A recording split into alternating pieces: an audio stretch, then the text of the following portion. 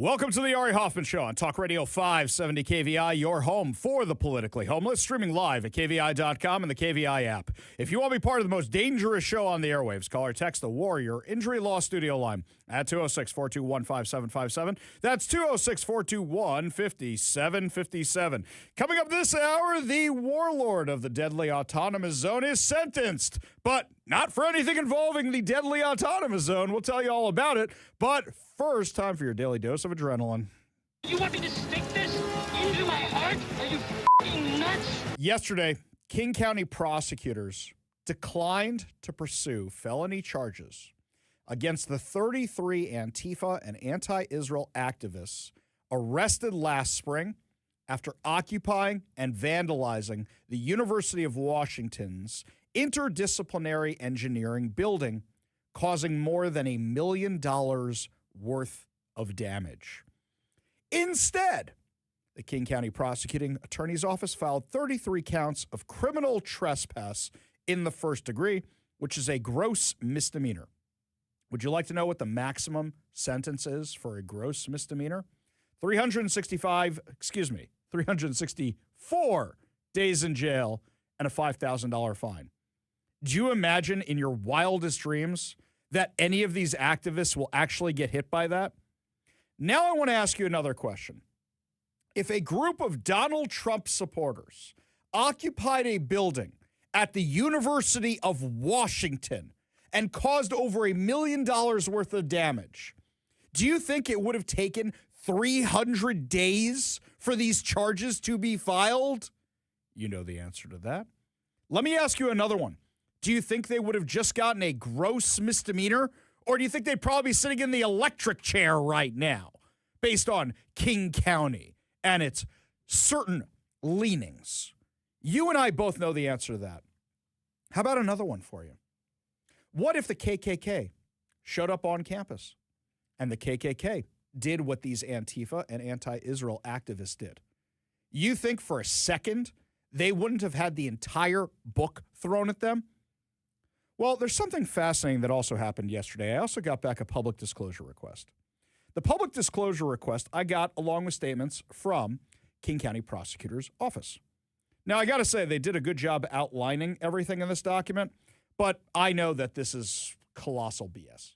This is colossal BS. Lisa Mannion, who's the King County prosecutor, spent past couple of years telling us how much she was doing to combat hate crimes. Well, when people write anti-Semitic messaging on the side of a building, isn't that a hate crime? This is one of the reasons hate crimes are so stupid. Because for them, they say, we got to get to the motivation. We got to question the motivation. For me, I don't care. You vandalized a building. I don't care what you wrote. You vandalized a building. That is a crime. When I got back all these documents, I'm reading them and I'm getting more and more upset. The same probable cause documents were done for every single one of these lunatic activists. And it gives us some insight into what happened that day. What did we know before this? On May 5th, 2025, a whole bunch of radical Antifa and anti-Israel activists stormed the building, the engineering building at the University of Washington, because they don't like Boeing, because Boeing makes war equipment and Boeing does business with Israel. And Boeing sponsored this engineering building. They locked all the doors, barricaded all the doors, and in the process, caused over $1 million worth of damage to brand new engineering equipment. They were all arrested on the spot, but no charges, no charges. Months go by, months go by, months go by, no charges. And so far, we've had this game of the King County Prosecutor's Attorney's Office blames the University of Washington Police Department, and the University of Washington Police Department blames the King County Prosecutor's Office. After reading these documents, everybody is to blame. The University of Washington blew the investigation, and the King County Prosecuting Attorney's Office refuses to prosecute. I called multiple attorneys this morning, the majority of whom are related to me, because I am not a lawyer. But I want to go through every single line of this probable cause document and cite all the charges I could. What is the King County Prosecuting Attorney's Office saying? Well, We don't have any video inside the building, so we can't prove who did what. Okay, 33 people sealed that building shut. It was just them inside. The equipment wasn't broken beforehand. It was broken afterwards. The group they're a part of took responsibility on social media for the damage. They bragged about it on social media. They just said we don't deserve to be punished for it because they had it coming. And yet you're saying you can't prove this? You found them in the rooms they were causing the damage of. You found them on the floors where they caused the damage. You're telling me for every murder, for every felony for that matter, that the King County Attorney's Office prosecutes, they got video of it, catches them in the act every single time? You and I both know that's not the case. Let's go through these charging documents together. And what's funny about this, I don't think I've ever used the printer this much in our office before. I've got papers coming up the wazoo around here. So I'm just going to pick one. I know, it's like I thought John Carlson's back. Yeah. Wow, look at all the stuff I got here. I got papers everywhere. Maybe Kirby. There you go. Yeah, I can't do this with all the screens. It's just easier to actually print this stuff. Sorry, trees. Oh, the activists are going to be mad at me now. I killed some trees. Here we go. On May 5th, 2025, at approximately 16:53 hours, that's 4:53 in the afternoon, University of Washington Police Department patrol units responded to the Interdisciplinary Engineering Building at 4000 East Stevens Way Northeast for a reported demonstration. The IEB, which had only become operational in April, it's a month old, less than a month old, had been the subject of pro-Palestinian advocates' ire due to the fact that it was partially funded by the Boeing Company. Moreover, the building included a mural of a Boeing 777 on a Boeing 777 on one wall, and the second floor was named the Boeing Landing. The IEB's business hours for the spring academic quarter are 8 a.m. to 1700 hours, which is 5 p.m., Monday through Friday. At approximately 5:10, Lucy Zern, that's whose documents I have, but they're all exactly the same, was among the group of demonstrators gathered outside the building. Some demonstrators, dressed in all black and wearing face coverings, began to enter the building after business hours through a propped open door. Right there, before they've done anything else, here are the charges you can already hit them with. Conspiracy and criminal trespass, which is what they did get hit for. Conspiracy. RCW 9A.28.040. The different classifications depend on what kind of events they actually committed. At approximately 1711 hours, UWPD patrol officers observed motor vehicles arriving and offloading large pieces of plywood, metal barriers, and supplies. Stop right there. We have video of this. You now have co-conspirators who drove away afterwards who you have not charged. They were part of this. They were not charged. Why not? Their license plates are in full view because they helped with this insanity. At 1745 hours, university employee Curtis Takahashi was in his third floor office preparing to leave for the day. Takahashi walked down 2 floors to the first floor via the north staircase, attempting to exit the building through the main entrance. As he exited the staircase, Takahashi observed furniture piled up by the main doors. He walked up to the doors and realized they were completely barricaded with furniture. All right, hang on a second here. Barricading the main doors with furniture.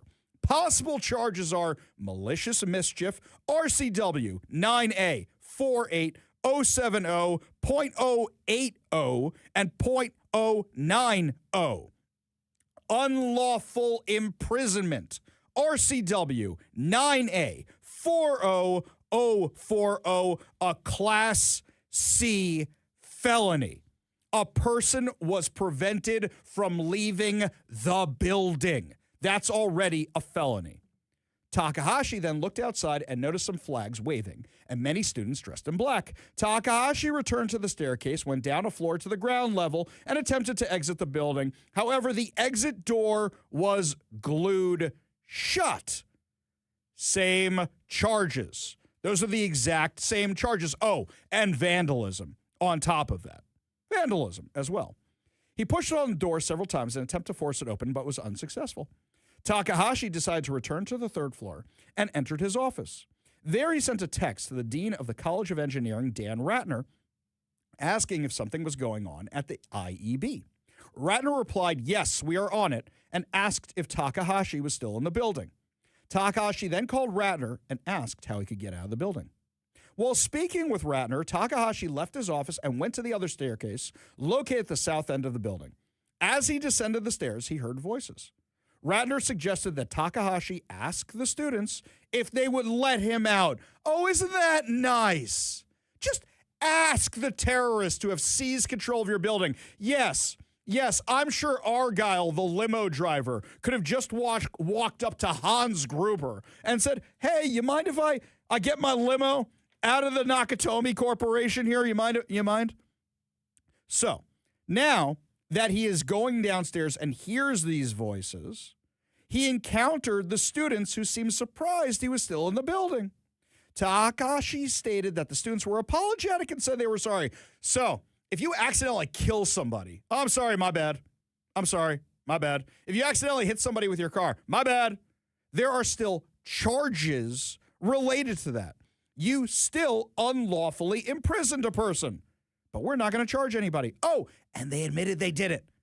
One student offered to lead him out of the building. The student then escorted him to the second floor and guided him through the barricade on the main floor.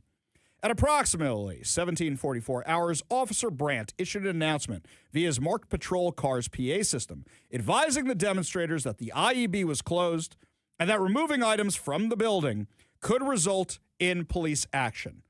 So, you've got them on trespassing in addition to this. At approximately 1800 hours, vehicles dropped off more demonstrators who entered the building. During this time, an announcement was broadcast via the PA system stating that the building was closed. There were approximately 75 demonstrators in and around the IEB. Whoa, 75. Why were only 33 charged? The UW-PD command staff issued a formal request for mutual aid from the Seattle Police Department and the Washington State Patrol. A composite response team was formed and began preparations to remove the demonstrators from the IEB. This is you're already there, where you have failure to disperse, criminal trespassing. University of Washington Vice President for Campus Community Safety, Sally Clark, and College of Engineering Associate Dean for Academic Affairs, Daniel Ratner, attempted to engage with the demonstrators. However, their efforts were rebuffed. So we're negotiating now. A short while later, the University of Washington student group SUPER, which stands for Students United for Palestinian Equal Rights, began posting claims of responsibility online for the occupation of the building to protest the university's participation with the Boeing Corporation. So now you've got them admitting it. Now they've admitted all the charges I listed so far.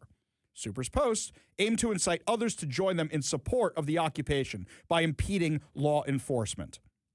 It is clear from the police report, this is what they say, that Super, as a group, organized and executed the takeover of the IEB. In addition, Super emailed a manifesto to certain members of the UW administration claiming credit for the building takeover. They admitted it. No charges for that. At approximately 20:48 hours, UW-PD Sergeant Bentley and members of the SPD POET team, that's the negotiation team, along with Washington State Patrol Lieutenant Leonard, attempted to open a dialogue but were unsuccessful. At 21:51 hours, UW-PD Lieutenant Stewart began issuing a dispersal order. Okay, failure to disperse. You got that one too. They didn't do that. Here's my favorite one. Shortly before the 30-minute deadline to disperse, two dumpsters located outside the IEB were set on fire by the demonstrators, resulting in a delay while the scene was secured so the Seattle Fire Department could extinguish the fires. Well, arson in the second degree, a Class B felony, RCW 9A 48030. Reckless burning, RCW 9A 48040, Class C felony. How about this? You had a whole bunch of rioters with riot gear. Rioting, RCW 9A 84010. Refusal to leave after final police orders. Possible charges include criminal trespass yet again. How many more of these do we need to prove that you had multiple felonies you could have charged these guys with without even the damage to the building itself? So, after they issued the final dispersal order, the Washington State Patrol, wearing riot gear, made initial contact with the demonstrators who were dressed in so-called black bloc attire, including face coverings, helmets, gas masks, and were equipped with makeshift shields. So now you've got Antifa on the scene, which is a designated terrorist group. Now you're talking federal charges. And you didn't want to go down that road either? So now they were all arrested. Oh, it gets so much better. During the arrest process, the arrestees stated, "I exercise my right to remain silent, do not consent to a search, and I want to speak to an attorney," which they all said verbatim. So, conspiracy. How many felonies did I just lay out for this? How many felonies? Also, there's an idea of something called intent may be inferred. Washington's malicious mischief statutes, RCW 9A48, require the state to prove a defendant knowingly and maliciously caused physical damage to a property. Because intent is almost always proven circumstantially, Washington courts allow juries to infer intent from conduct and surrounding circumstances. You mean like being in a building where $1 million in damage was caused, where you're the only ones in the building aside from the person you unlawfully imprisoned? Yeah, I think we can assume safely it was them. Oh, then you asked other people to come help you out. You asked other people to bring you supplies, and you had other people surrounding the area that were causing distractions. According to police documents, they say there were two independent groups operating at this. You mean Antifa and Super? And that there were a lot of people who were conducting the crimes on the ground outside the building who were not arrested. Funny, because now that we have names of all the activists and faces of all the activists, I noticed who was missing. Because there were a whole bunch of activists that I gave the information to these enforcement agencies on who they were. And they're on video lighting fires to those dumpsters, which are Class C felonies, and they were not charged. University of Washington Police Department botched the investigation. They could have had help from the Seattle Police Department. They could have had help from the Washington State Patrol. The King County Prosecutor's Office doesn't want to prosecute this case. So basically, now you've given carte blanche to any activist who wants to do anything at the University of Washington ever again. Free reign to do so, because they know nothing will ever happen to them. Then UW issues this statement. We are pleased to see criminal charges filed with the court related to the occupation of the interdisciplinary engineering building. This is an important step to ensuring accountability for those who have perpetrated this occupation, in addition to the suspensions that the students arrested in the building received through the student conduct process. We value free speech and expression, but also must continue to be a campus community where dangerous, unlawful actions are not tolerated. Well, they are tolerated. You suspended them, and then you let them back on campus. They caused over $1 million worth of damage, and then you unsuspended them and let them back on campus. You continue to allow the Super UW group to be on campus, even though their group was suspended during a previous vandalism of the Husky Union building a few months before that, and you let them give out Hamas propaganda on campus. I ask the question again. If this was a bunch of Trump supporters who did all the things I just listed in this police report, how many felonies would they be charged with? If it was a bunch of KKK members, how many felonies would they be charged with? If it was a bunch of just conservative Republicans in Washington, how many felonies would they be charged with? There is a double standard of justice in King County. And UW was trying to pick a middle ground. Oh, well, we got to hold them accountable in some way, but we still want them to finish their education.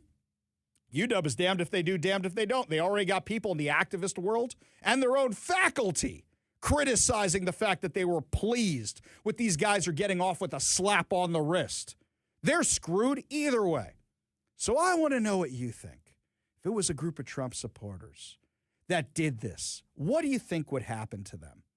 Give me a call or a text at 206-421-5757. That's 206-421-5757. And just to show there's no justice here in Washington at all, today local outlets were saying, hey, the warlord of the autonomous zone got sentenced. Yeah, not for being the warlord and giving out AR-15s. Tell you all about it when we come back. You're listening to the Ari Hoffman Show.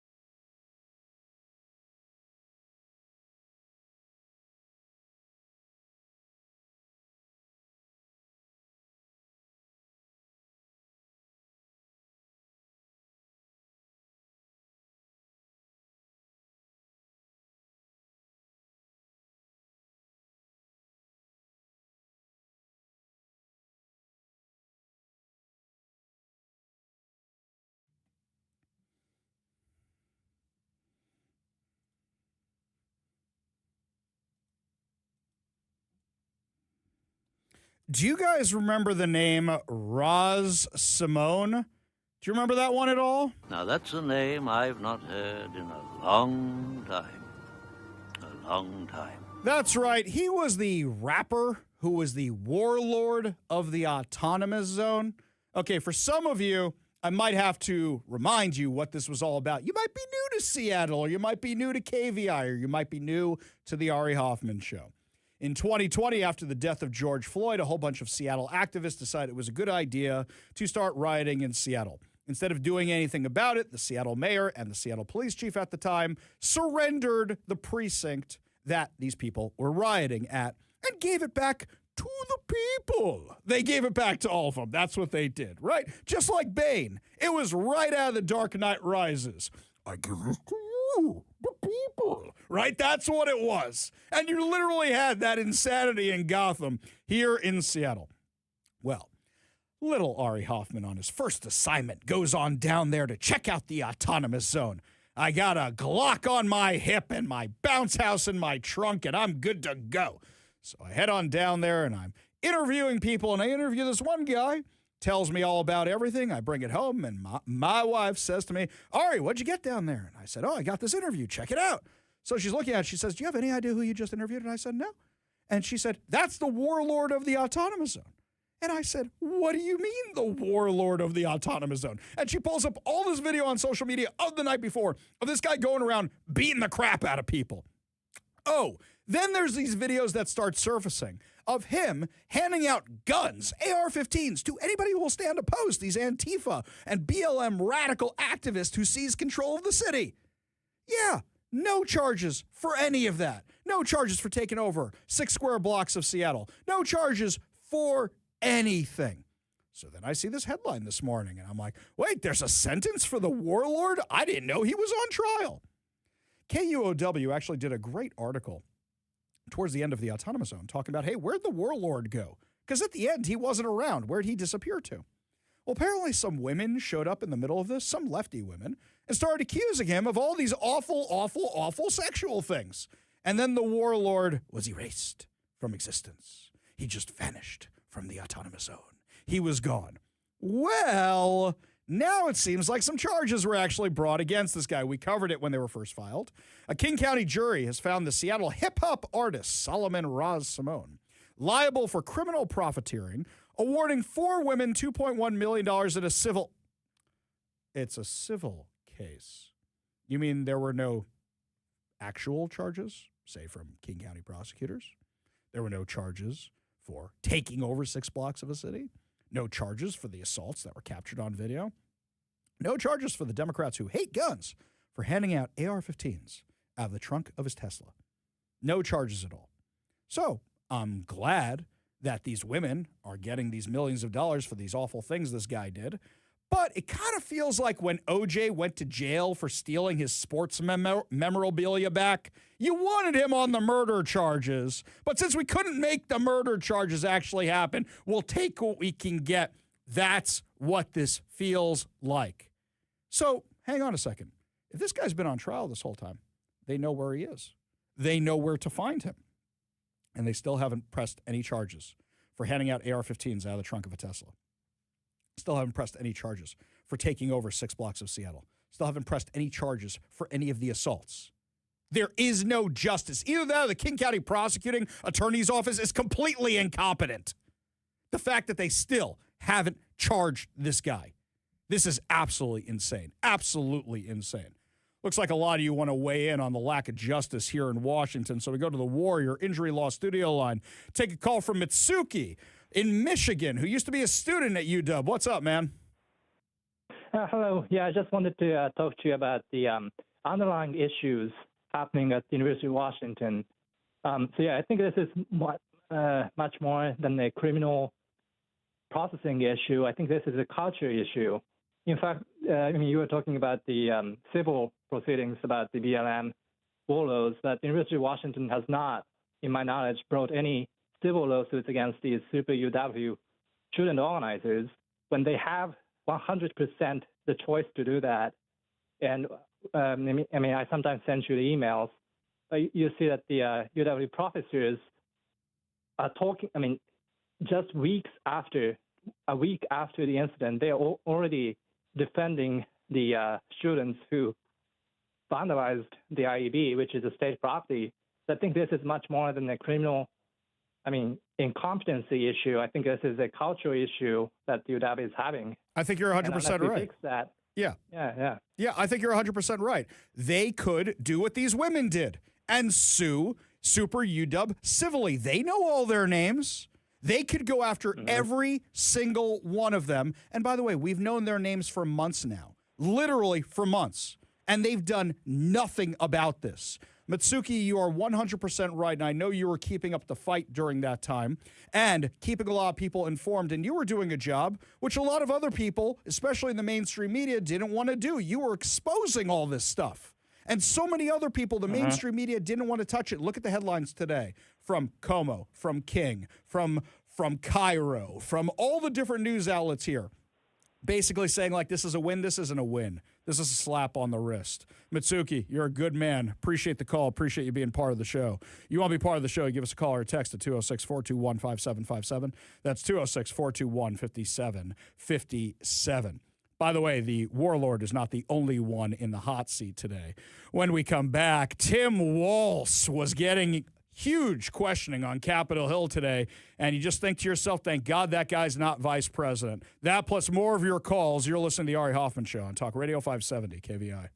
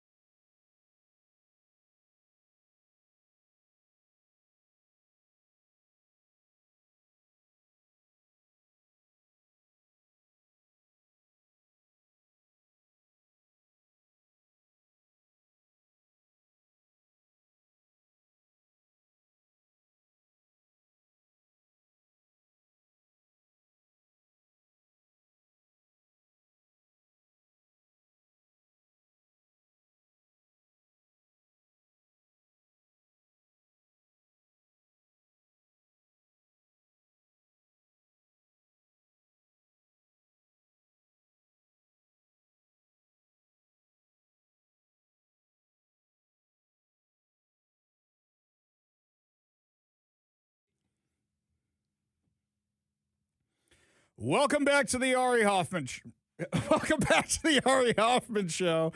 Just a reminder, everybody, we are giving away fantabulous prizes today, so you can have nothing but a good time. Today, you get to win 2 advanced screening tickets to see Universal Pictures' Reminders of Him, highly anticipated film adaptation from best-selling author Colleen Hoover. It's March 10th at 6:15. Now, here is how you enter to win. Head on over to KVI.com, go to the contest page, fill out your information right there. That is how you enter to win these fantabulous prizes. We go to the Warrior Injury Law studio line. Take a call from Susan in Kirkland. Susan, what's up? Hi. I have a relationship to the UW in that my kids were involved with aerospace there and aerospace careers now. And the thing is that are those misdemeanors posted somewhere we can see the people that were involved or their names? Sure. I'll tell you what, actually, Susan. I'll make you a little thing that I'll make this real easy for you. If somebody wants the list of the names of all the students, I'll put them on my social media later today, which is Ari Hoffman Official at Facebook and Instagram, the Hofffather over on Twitter. But also, I wrote an article about it over at KVI. Now, I don't remember if I included all their names, but I will update it, so I'll tell you what. If you email me, ari@kvi.com, and just put in the subject line, article, please, I will send you the article I write about this, which includes the names of every single person who was involved in this. Okay, can I stop you just a second? Yeah. Okay, so the key thing here is anybody that takes place in a demonstration where it's related to like the engineering buildings or the kind of thing that was on a campus like that, those names, if those are posted somewhere, and any defense contractor, especially Boeing, anybody has a list of those names, those people will never have a job. They can't get security clearances. This is a very big deal. Getting those misdemeanors meant that those names are on lists. And believe me, none of these defense contractors have to take any chances. There are lines out the door to get those jobs, and they can get people that are not these. Now, you're also going to end up with, are any of the people on that list, are they all citizens? Are they all locals, et cetera, et cetera? Yeah, I looked at it. I didn't see any names that jumped out at me as being on ICE's radar, or I would have touched base with them immediately. But, yeah, I am going to reach out to ICE just to be sure. I will send that stuff over. Okay, Susan? Okay, I will try to access a complete list and see how much hay I can make with it. But I will just tell you that sometimes the misdemeanors don't show up. But if it hits social media or anything else where those names are listed, immediately that's picked up. I can guarantee you it will hit social media. I promise you that, Susan. Appreciate the call. Right, Appreciate you being part of the show. You want to be part of the show, you give us a call or text at 206-421-5757. That's 206-421-5757. We go back to the Warrior Injury Law studio line. Take a call from Bob in Seattle. Bob, what's going on? Hey, Ari, how you doing? Good. Hey, you do know why Raz Simone didn't get prosecuted, right? Because the city gave him $80,000 for a rap studio? No, it's because his best buddy, Harold Scoggins, chief of the Seattle Fire Department, was texting with him. And through the prosecution process, those texts would have been made public. I have personally requested all of those texts through FOIA, and they will not give them to me. So it's funny. Still exist. It's funny. Here's the thing. I have some of them, and some of them clearly show him communicating not just with Scoggins, the current chief of the Seattle Fire Department, not just with him, but also with the mayor's office, also with the police department, with Carmen Best's office. And remember, all those texts just mysteriously disappeared. Now, I will say something, But Bob. they didn't. No, I know they didn't. But here's the thing, Bob. It's 5 years later. I think somebody like Raz Simone, who's getting $80,000 in city grants, has probably replaced his cell phone a time or two. Can you pull it out of his cloud or wherever it is? Sure. But somebody who's a criminal, who's smart, who's gotten away with all this, probably would have scrubbed the device beforehand. I'm not saying you're wrong, and you still can get those things, but I wonder if he still actually has them. You can get them from Harold Scoggins' phone. They're still in the cloud. Oh, I know. Either Harold Scoggins either erased them from the cloud, which is a Class C felony in and of itself. Yep. But he took it to the Apple Store on October 8th of 2020, I believe, and instructed them to erase it after the Apple Store person said, well, you do know that by it's still in the cloud. I remember phone. that from the documents. That was great. Bob, appreciate the call. Appreciate the trip down memory lane. Appreciate this. I'm going to have to do a little bit of digging tonight. Appreciate you being part of the show. You want to be part of the show, give us a call or text at 206-421-5757. We go back to the Warrior Injury Law studio line. Take a call from Scott in Issaquah. Scott, what's up? Hey, all right. Well, I want to say 3 quick things about this Raz Simone. I remember seeing video footage of him or some people under him handing out AK-47s. I believe they were full autos to minors, 16-year-old boys. I mean, and it's funny, these people are the same. They're the Communist Party, Democrat Party USA. They vote for these people that are anti-gun. They try to take all of our rights away, and they are always accusing people who hang American flags at the Capitol of being insurrectionists. This guy is an insurrectionist. He committed treason. I don't know why the federal government isn't prosecuting him and taking away his citizenship and throwing him in a prison for 100 years. This is ridiculous. And the last time I heard about this guy actually was, I think he was offered a job by either the mayor's office or King County or something. That's the last time I heard about him. No. You're confusing two people. Hang on. You're confusing two people. There's the street czar who is somebody else. Raz Simone just got an 80,000. Yeah, I can't believe I have to break. There was actually, they hired a pimp. They hired a pimp to solve crime when they defunded the police. I wish I was making this up. No. For the warlord of the autonomous zone, they just gave him $80,000 for a rap studio. Yes, that actually happened. Yeah, I heard about that too. Yeah. But I mean, why not the federal government? Why won't the federal government prosecute? This is federal crimes. I mean, know what? To give out guns, like, that's a federal crime. Hang I don't on, understand Scott. why we just don't. Hang on, Scott. I think what I have to do is tonight, maybe send an email or two like the emails I sent last night to the Department of Justice and a few other people about all this insanity. Maybe tonight I have to pull up that video, which I have saved. It's actually part of the book I'm working on about the autonomous zone. I have that video saved, and maybe we'll just send that on off along with all this information that everybody's so kind in giving me. Yeah, that's some good stuff, Scott. They should get him. I mean, he took up arms against the United States government. Yeah. Well, also that, wait a second, hang on. Criminal. Didn't they say they were seceding from the United States of America? Don't we call that a deadly insurrection? Wait, hang on. Didn't a whole bunch of people take over a building and cause a whole bunch of damage and occupy it? Isn't that a deadly insurrection?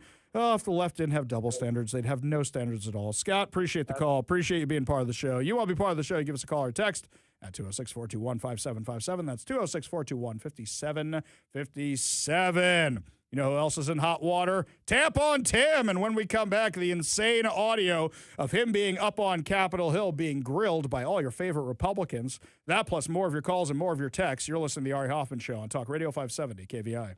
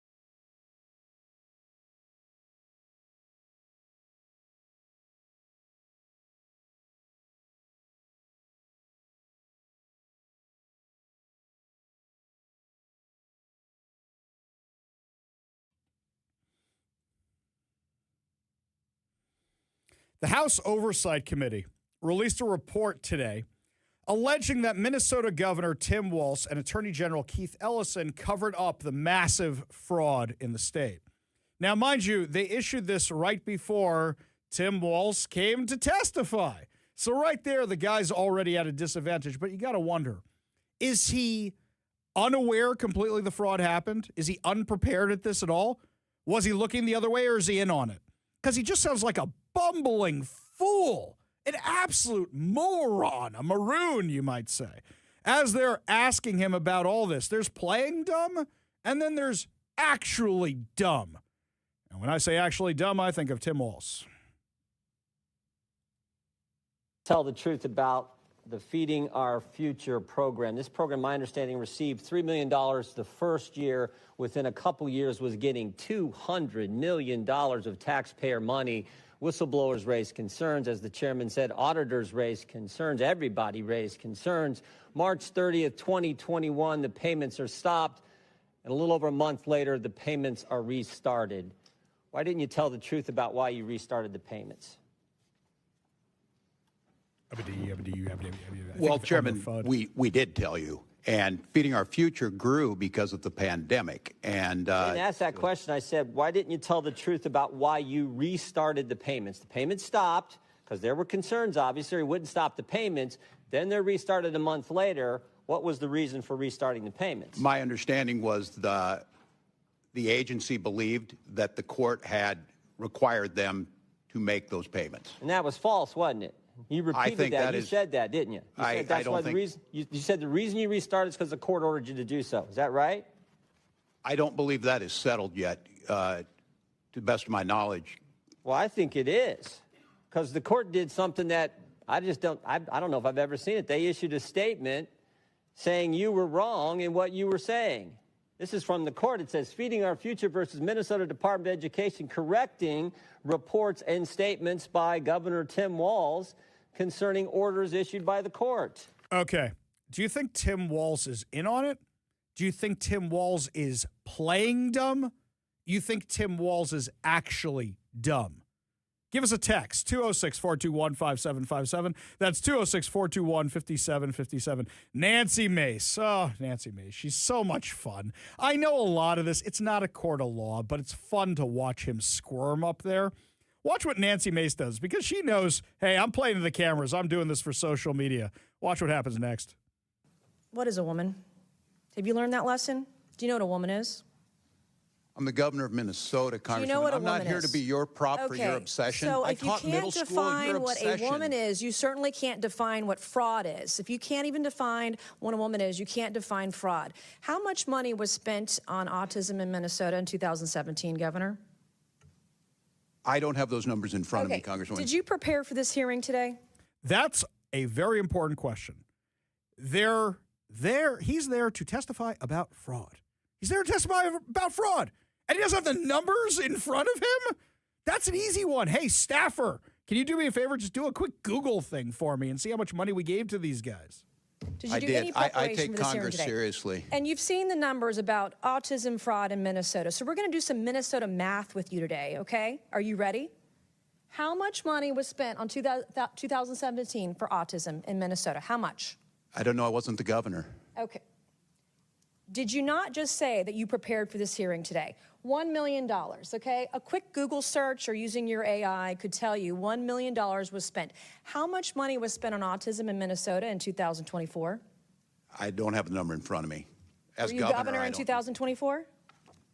I was, but I'm not the Okay, head so of your HHS. excuse before that you didn't know what 2017 autism numbers were because you were not governor, and today you can't answer the numbers about 2024 as governor, and you still said you prepared for this hearing today. It's unbelievable. $343 million. Exactly. Kelly in Seattle says over on the text line, I asked before, I said, is he in on it?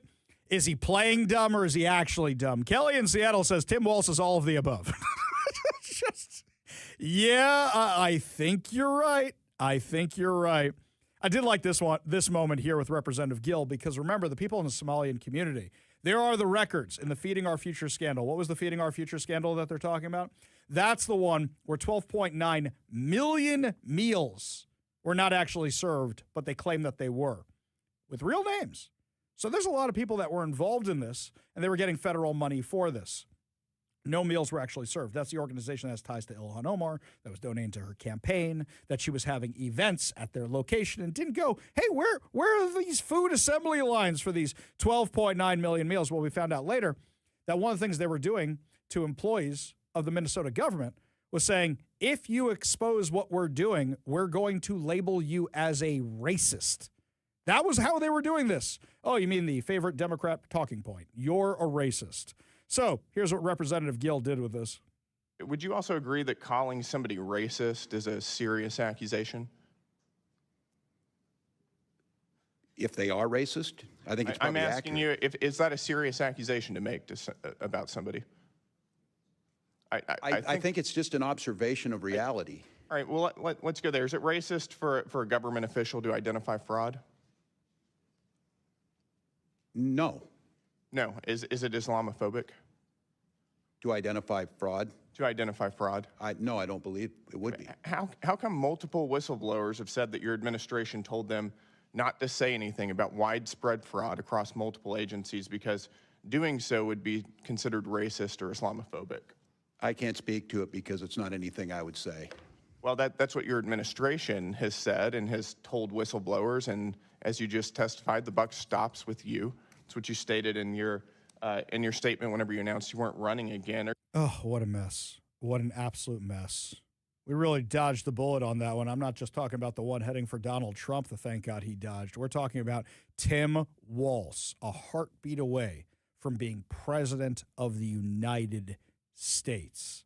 253 says he is dumb as a post and he is in on it. Check his bank accounts. Do you think he's smart enough to be in on it, or you think he's like a Jay Inslee type who just gets used? We go to the Warrior Injury Law Studio line, take a call from our friend Transit Joe. Transit Joe, what's up, man? A lot of thoughts. So I'm going to, if you got to call time, you got to call time, my friend. But let's start with this whole UW dirty free thing and only getting misdemeanors. Progressive pro-Palestinian, activists keep harassing the Seattle City Council about cameras on all over Seattle. But, wherever the camera, there's cameras on transit, even up in Skagit County. Why weren't there not first question, why were there not cameras at the UW building with millions of dollars of equipment? Yep. And here's a better thing for you. Why don't we have access to the police body cameras from that night, where we found them, what rooms they were in? For all we know, they walked into the room and they were in the middle of damaging the equipment. So why don't we have the body camera footage? And I have asked for it. I know you I know you would, and it's just absolutely infuriating. Here's the second point: where the heck is the combat? Frankly, and I'm going to speak bluntly here. Where is the Combat Air Patrol of taxpayer advocate speakers that are giving the regents surround sound condemnation of not having their act together to put cameras in there and to protect Jews? Well, how about this? How about just forget the Jews for a second? How about their own equipment? Joe, appreciate the call. Appreciate you being part of the show. You want to be part of the show, give us a call or text at 206-421-5757. Next up, I was right again. Starbucks bailing on Seattle. Do you think that's going to give Bob Ferguson what he needs to not do the income tax? Tell you all about it when we come back. You're listening to the Ari Hoffman Show on Talk Radio 570 KVI.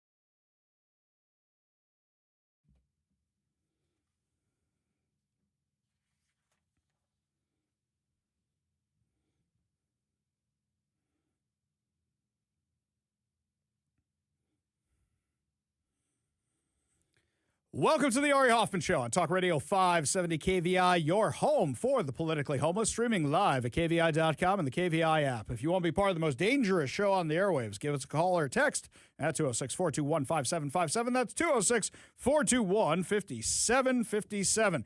Coming up this hour, looks like the case over my press passes are going to the feds. We'll tell you all about it. But before we get to any of that, my friends, do you remember yesterday? Yesterday. Literally yesterday.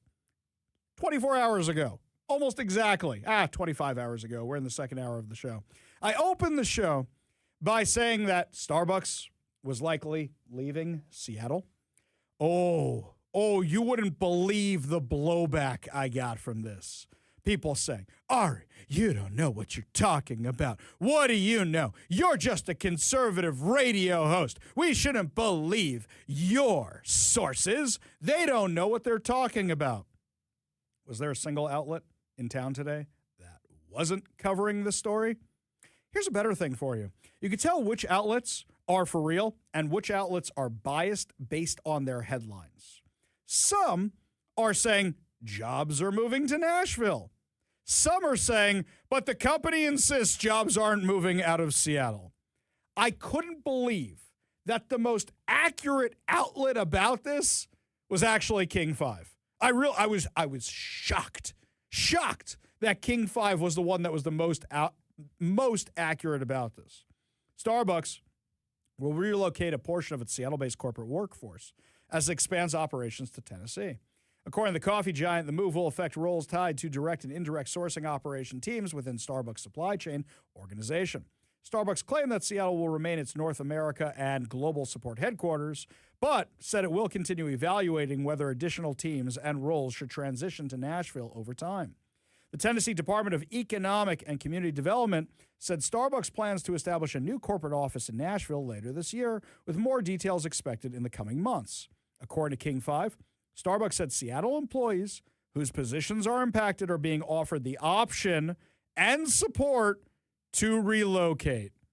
Oh, but the jobs aren't leaving, right? Starbucks isn't leaving. How dare you, Ari?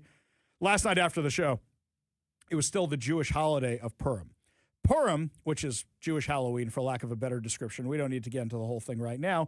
You usually have a big Thanksgiving-style meal at the end of it.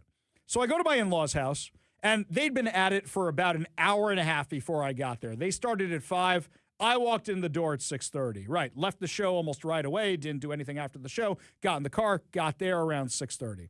So I walk in, everybody's happy to see me, and we've had a few drinks, and we're sitting around being merry and reveling in the holiday, and there's a friend there I haven't seen in a while. A successful business guy, lives in Seattle, also spent some time in Florida. And he was asking some questions about the income tax, and I was catching him up on everything. And I said, hey, by the way, you hear that Starbucks is getting out of Seattle? He goes, what? And I explained it to him, and he was just blown away. And then he said, what do they need this income tax for? What are they spending the money on? And I got, oh, sir, let me tell you, $4.3 million for surgeries for trans inmates. He goes, you're making that up. I go, I am not, sir. And I pulled up the article and showed him. And I said, wait, it gets better. We're also spending money on laser hair removal for trans inmates. No, you're not. And since we've had a few drinks, I got a little bit more descriptive about Rain City Jacks, the men's self-service station. Had a little bit more description. He goes, are you kidding me? Of course, he used a few words I can't use on the radio. And then I said, oh, no, dude, you like that one. How about that? We are giving $10,000 from the Arts Commission to stripper yoga. I just started going down the list. We were just talking about all this stuff. Stripper yoga, Rain City Jacks. That's right. Alcohol for members of the legislature, right? That's what sure. Exactly. In fact, by the way, there are rumors that another lawmaker actually has a DUI. Carlene Johnson is going to join us to discuss that at 4:30 today. Yeah, exactly. Talk about who's getting the shots and where we can get them from. Shots of espresso. Back to Starbucks. Company leaders framed the Tennessee expansion as a strategic move to support growth across North America, particularly in the central and southern United States and parts of the Northeast. Whoa, hang on. You mean you're not growing in the Pacific Northwest and the West Coast?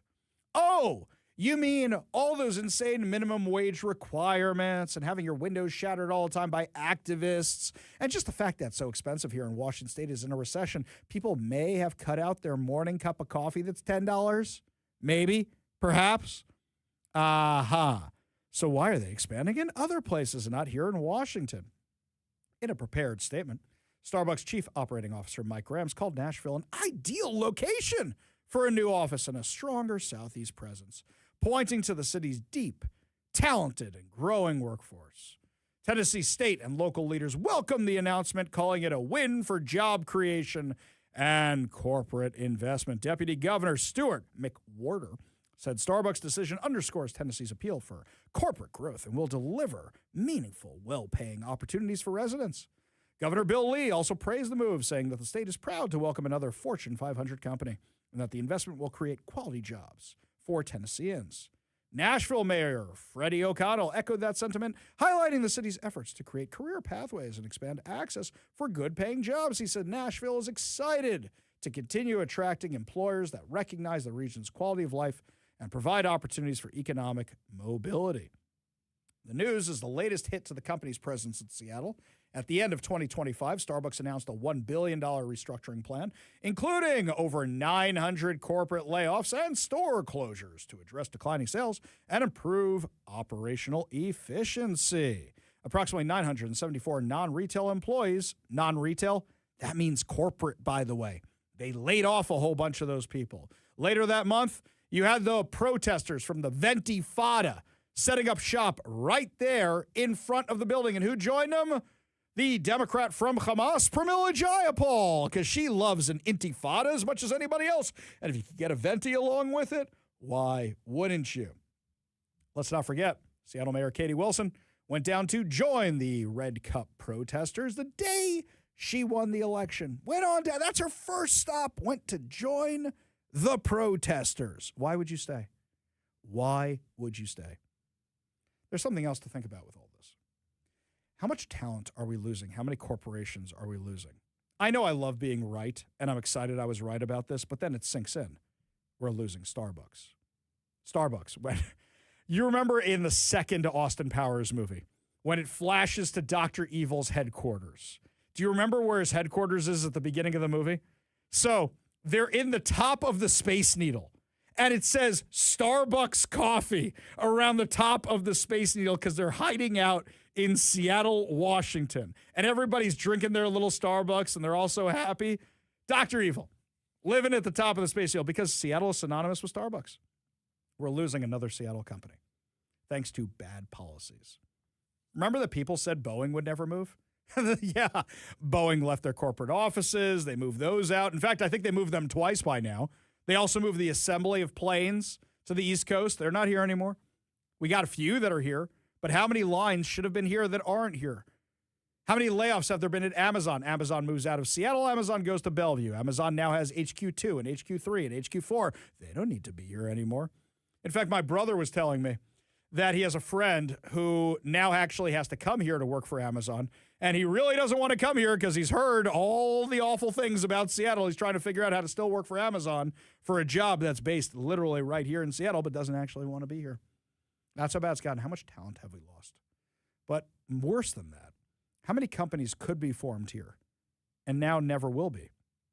Somebody who started Costco said, hey, I can make a great company from here. REI, Starbucks, Microsoft, Amazon. How many other companies are we never going to know could have been here, but could have been here? And they're being chased away by Democrat stupidity. And also, the media covering for the Democrats. No, they're not leaving. They're not leaving. My sources tell me they're going to be moving 100 jobs here, 100 jobs there, 100 jobs there, until that beautiful building, which is surrounded by homeless people, down in Sodo, is gone. Empty. Vamos. Do you think it's going to end up like the PI? Okay. Some of you who might be new to the area, you might remember the Seattle Post-Intelligencer, lacking a lot of intelligence because they're out of business. We used to have two newspapers here. You had the Seattle Times and you had the Seattle Post-Intelligencer. What's kind of sad is outside these big, beautiful windows we have here, I can't see it right now. It's in the corner. You can see it from my desk. But you actually see the globe of the Seattle Post-Intelligencer still there on top of the building like it's the Daily Planet or something. I think it's Tech Space now. Oh, no, wait, I'm sorry. It's Seattle. It's empty now. 30% vacancy rate here in Seattle. It's probably empty right now.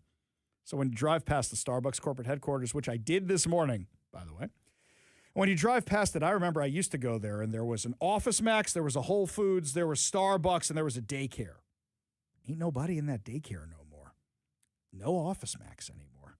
And Amazon Whole Foods, gone. And now, how many people are actually left working in that building when they laid off 974 plus people? I believe the original number they were talking about laying off was 1,300. So there's even more people who probably are not working there anymore. How many people are even in that building? At the Starbucks building, there's this little tower. It's got a clock on it, and on top of that is the mermaid's head. Is it a mermaid or a siren? I've been told both. Some people correct me on that. Whatever. The mermaid's head is poking out the top. Years from now, are we going to drive by and go, hey, remember when Starbucks used to be there? It's like the Post-Intelligencer. How many other things are we going to go by, these abandoned landmarks that we don't have anymore? Didn't they used to have the roasteries? The really nice, fancy roasteries? Nobody goes to those no more. Those were kind of nice, actually. Didn't feel like the usual Starbucks vibe. Yeah, really, really sad. Do you think this is going to wake up Turd Ferguson? Do you think this is going to wake him up at all? Holy cow, you moron. The amount of taxes you are passing are chasing away our cornerstone companies. You are killing the golden goose. So shortly after my report starts going viral on social media, what happens? You start hearing these reports from the Washington State Standard, which basically, if the Democrats want something out there, they just call Jerry Kornfield and the Washington State Standard. Later in the show, we're going to talk about how Jerry Kornfield and the Washington State Standard are involved in me not getting my press passes and how that's been escalated up because they're the Democrats' hatchet men, or I'm sorry, I should say hatchet men. That's not the right term for it. Lackey. Lackey would be the better way to say it, Jerry. So what happens? You've got this story. Bob Ferguson's reconsidering his income tax. What? No, I don't believe it for a second. Yeah, apparently he sent out an email saying they're reworking the income. No. This is cover. This is all cover. You really think Bob Ferguson is not going to do the income tax? Let me tell you why. Number one, he's an ambitious you-know-what. In fact, even the Seattle Times in their endorsement of him said he's overly ambitious. Bob Ferguson wants to stay in everybody's good graces. Remember last year when he started sounding bipartisan, the Democrats just slapped him right back down? None of that. We're not going to have any of that. We're going to deny your staff floor privileges. Nope. We're not going to play your little game. So he did whatever they wanted. Remember what he said last year? Hang on. This is back-to-back statements from Turd Ferguson. Neither budget is close to one that I can sign for two key reasons. First, they each propose far too much in taxes. Okay, with that, I think we're ready to sign this budget. Okay.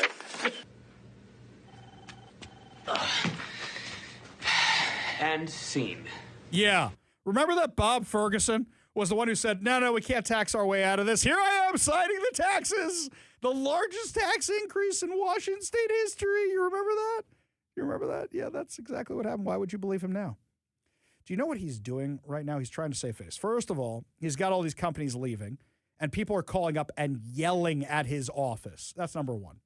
Number two, he's got the Democrats, and the Democrats go, we want our income tax no matter what. You better play ball with us. Number three, he wants to be ambitious, and he's not going to get higher positions because of this. He wants to run for president one day. That's not going to happen. Bob Ferguson is trying to make it look like, I tried, so that way he can run for re-election here.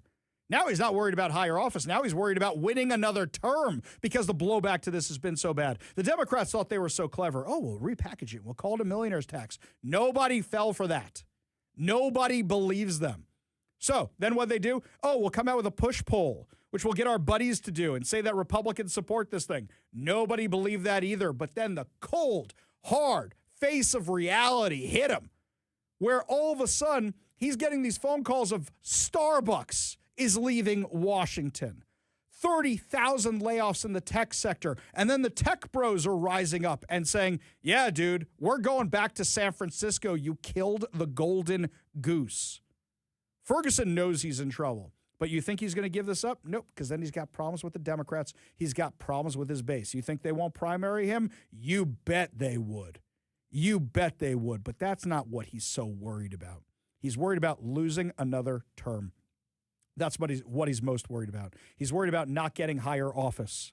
And all your donors are now telling you that they're fleeing the state and they're taking their businesses with them.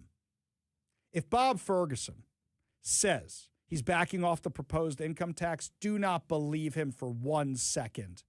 This is the same guy who said Washington couldn't tax its way out of its budget problems, and his party just added $2 billion in spending when they claim there's a budget problem, and last year he signed the largest tax increase in state history. You know what this does show me? That the pressure is working. The pressure is actually working. For all of you who said they're going to sign it anyway, Bob Ferguson does not leak to the Washington State Standard that he's rethinking things about the income tax if everything's hunky-dory. Keep up the pressure. Keep up the pressure. Melt the phone lines. And I'll tell you something else. If the GOP won't do it, we'll do it. Anybody who signs or supports this income tax, we will make sure that their opponents know about it and that their constituents know about it going into the elections. And let me tell you something that's powerful, because from what I hear inside the Democrat caucus, Bob Ferguson is losing support. Believe it or not, there are a few clear-headed thinking Democrats that say, wait a minute, my district could go the other way. And if I actually vote for this thing, people like Ari Hoffman are going to magnify it, and now I got problems. But also there's other ones who now businesses are leaving their areas and now they're in trouble too. Keep up the pressure. It's working. Look up whoever is your representative in the Washington State Legislature. Real easy to Google something like that.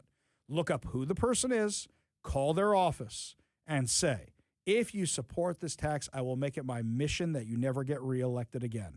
That's not a threat. That's a promise. That's the way we stop this thing. And I guarantee you're going to have an effect. And you're going to change some minds over there, and you might be able to stop that income tax. I mean, hell, even California is starting to see the error of their ways. I don't know if you guys are aware of this. California saw the massive corporate flight and the wealth flight out of California. But yet you ask somebody like Gavin Newsom, oh, everything's just hunky-dory in California.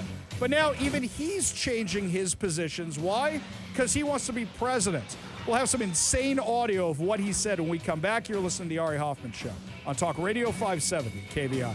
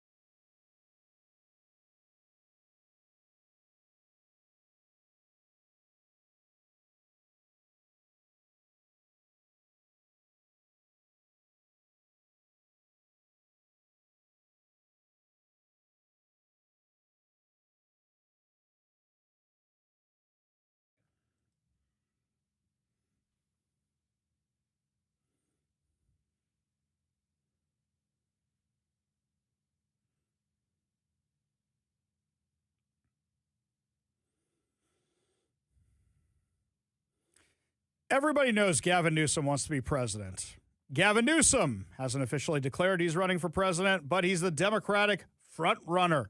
Oh, wait, Kamala Harris is still kind of hanging out over there, but let's be real. That's still in the afterglow of the election. You still have Kamala Harris polling kind of high, which is really, really dumb. Oh, you know what? Please, oh, please run Kamala Harris again. That would just be too much fun.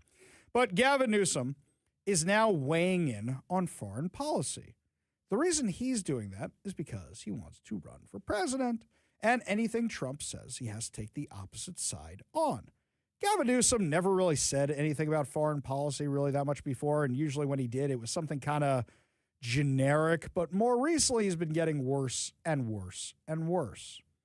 So, Newsom, earlier today, falsely claimed that the U.S. and Israel bombed a girls' school. This is what Gavin Newsom said. Give a listen. We have to reconcile why our bombs were used, or Israeli bombs were used, to kill children, young girls at a school, and what the imminent threat was. It hasn't been described. Yeah, one little teensy tiny problem. The rocket/missile that landed on that school was a misfired rocket/missile, ballistic missile, from Iran. Iran blew up their own girls' school. Holy cow, I feel like I just had 3 years of this, where the Palestinians would claim, oh, look what you did, and it turned out they had just misfired their own rocket. Because, believe it or not, the Iranian rockets, as accurate as they want them to be, they're not as accurate. That's why they keep missing embassies. That's why they keep shooting other things. Don't get me wrong, they are hitting their targets a lot more often than those rockets coming out of Gaza. But they do misfire, and it misfired, and it hit this girl's school. In fact, Caroline Levitt even slammed a reporter today for pushing this false story. Did the United States airstrike a girls' elementary school and kill 175 people? Not that we know of, Sean, and the Department of War is investigating this matter, and I would just tell you very strongly, the United States of America does not target civilians, unlike the rogue Iranian regime that targets civilians, that kills children, that has killed thousands of their own people in the past several weeks, and uses propaganda quite effectively, and unfortunately, many people in this room have fallen for that propaganda. So I would caution you from pointing the finger at the United States of America when it comes to targeting civilians, because that's not something that these armed forces do. She's 100% right. They are following the same playbook out of Gaza from Hamas. They're doing the exact same thing, the same nonsense we've heard before. But now Gavin Newsom is doing something else. He's calling Israel an apartheid state, blaming Israel for the war against the Islamic regime in Iran. Now, I'm going to play this clip for you. It's a little bit on the longer side. Then I'll explain exactly why he's doing this. And a lot of Democrats have looked at the Netanyahu regime and felt like, you know what, we don't like the trajectory he's on. It's time to rethink the U.S. relationship with Israel, especially military support. Well, where do you Bibi's stand? making that easy right now. Let's talk about that. But the issue of Bibi's interesting because he's got his own domestic issues. He's trying to stay out of jail. He's got an election coming up. He's potentially on the ropes. He's got folks, the hard line, that want to annex the West Bank. Okay, can we stop right there? Bibi just took out the Ayatollah. Bibi took out all the enemies of Israel. Are Israeli politics complicated? Yes. Bibi is not on the ropes. He was after October 7th. He's not now. Second of all these charges they keep bringing up about Bibi and corruption, it's a lot like what they try to do with Trump with all his charges. If you ask any Israeli about Bibi, you're going to get 6 different answers out of the one person. It's not like with Donald Trump. Do you like Donald Trump? Do you hate Donald Trump? Or are you people who support Donald Trump, but you don't like what he tweets or whatever the case may be?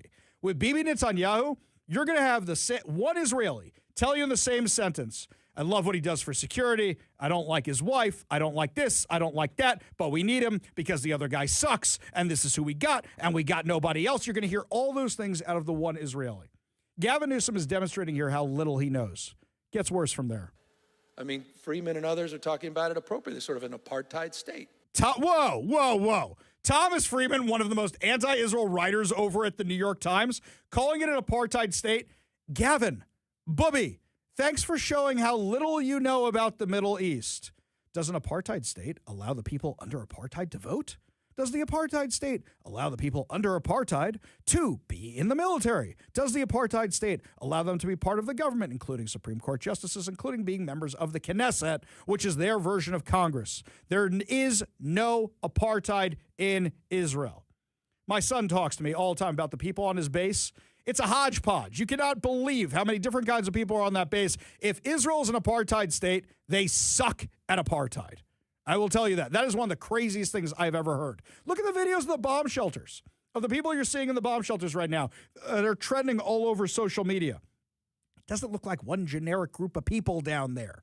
Take a look, Gavin. They couldn't even, we're talking about regime change. For 2 years, they haven't even been able to solve the Hamas question. Oh, okay, Gavin. All right, Gavin. Have we heard from Hamas recently? No, we're taking them out slowly but surely. Is Yahya Sinwar still a thing? Everybody who participated in the October 7th attacks is dead. Going door to door, basically getting rid of every single terrorist you can, going door to door to avoid civilian casualties takes time, you moron. Do these talking points sound familiar? Hang on. Just listen a bit more. Israel. So this is, I want to be careful here, but in so many ways, that influence in the context of the conversation of where Trump ultimately landed on this is pretty damn self-evident. Wait a second. Now you're saying Israel is telling Trump what to do. Do all these talking points sound familiar to you? Oh, right. They're all the lefty talking points. Gavin Newsom may be a fool, but he's no fool. He may be a moron, but he's no fool. He saw the polling that the majority of Democrat Party, for the first time ever, is now backing the Palestinians over Israel. He saw the polling that showed that because people thought Kamala Harris was too supportive of Israel, even though she wasn't supportive of Israel, it cost her votes from the radical far left. So what is Gavin Newsom doing?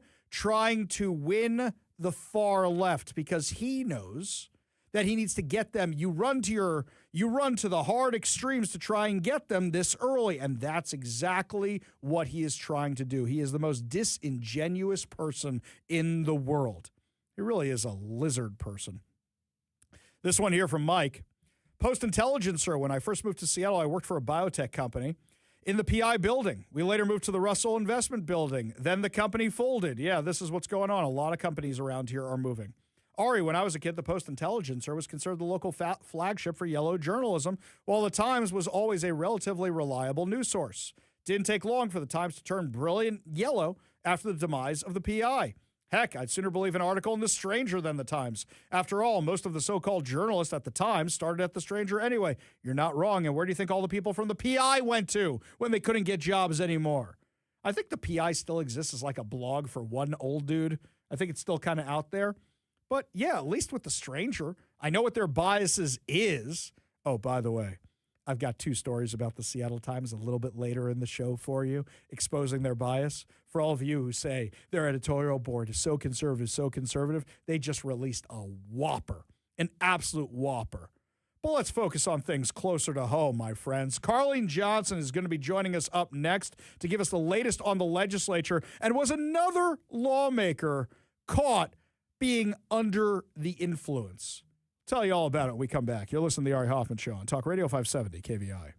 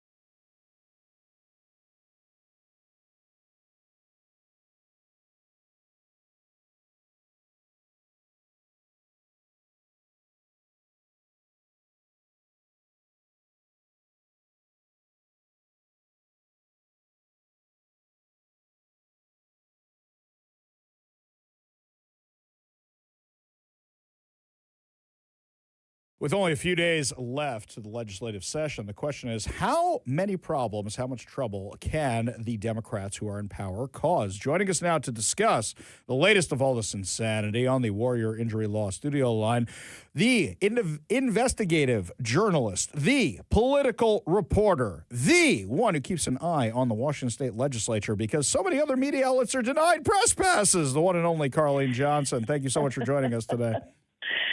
Hi, Ari. Yeah, man, we're still talking lots about the income tax, but maybe it's dead, huh? Maybe Tuesday, late day Tuesday, we got word that Senate Bill 6346, the millionaire's tax, which most of us think would eventually trickle down to apply to everyone's income in the state of Washington.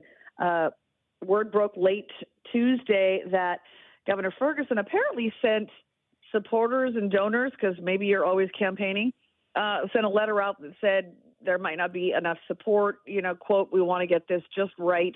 So it might have to be pushed off till the 2027 session. So that was a pretty big deal. All right, let's stop right there for a second, okay? When I was running for office, one of my political consultants, and I've got lots to say about political consultants, but one of my political consultants sent out an email 3 days before the election. We need your money. And if we don't get this money, Ari can't run for office. Okay.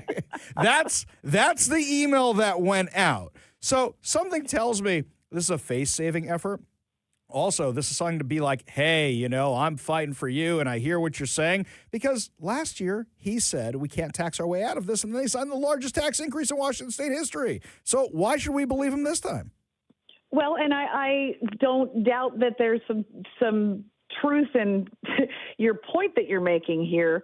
And I have felt like from the beginning, of course, he's talking with the majority members, of course, and crafting this, right? Everybody knows, okay, you're going to come out with, say, this much, and then I'm going to push back and say, no, I want more tax relief in the bill. And then we're going to fix it a little bit in the other chamber, but I'm going to still say it's not enough. And then now you got the business community, the big tech guys that came out this week and said, don't do this, or we're, going to stifle innovation. Maybe he's legitimately responding to big tech's concerns, especially after the House version of the bill yanked out the early, B&O tax hike for large corporations. Maybe they didn't like that.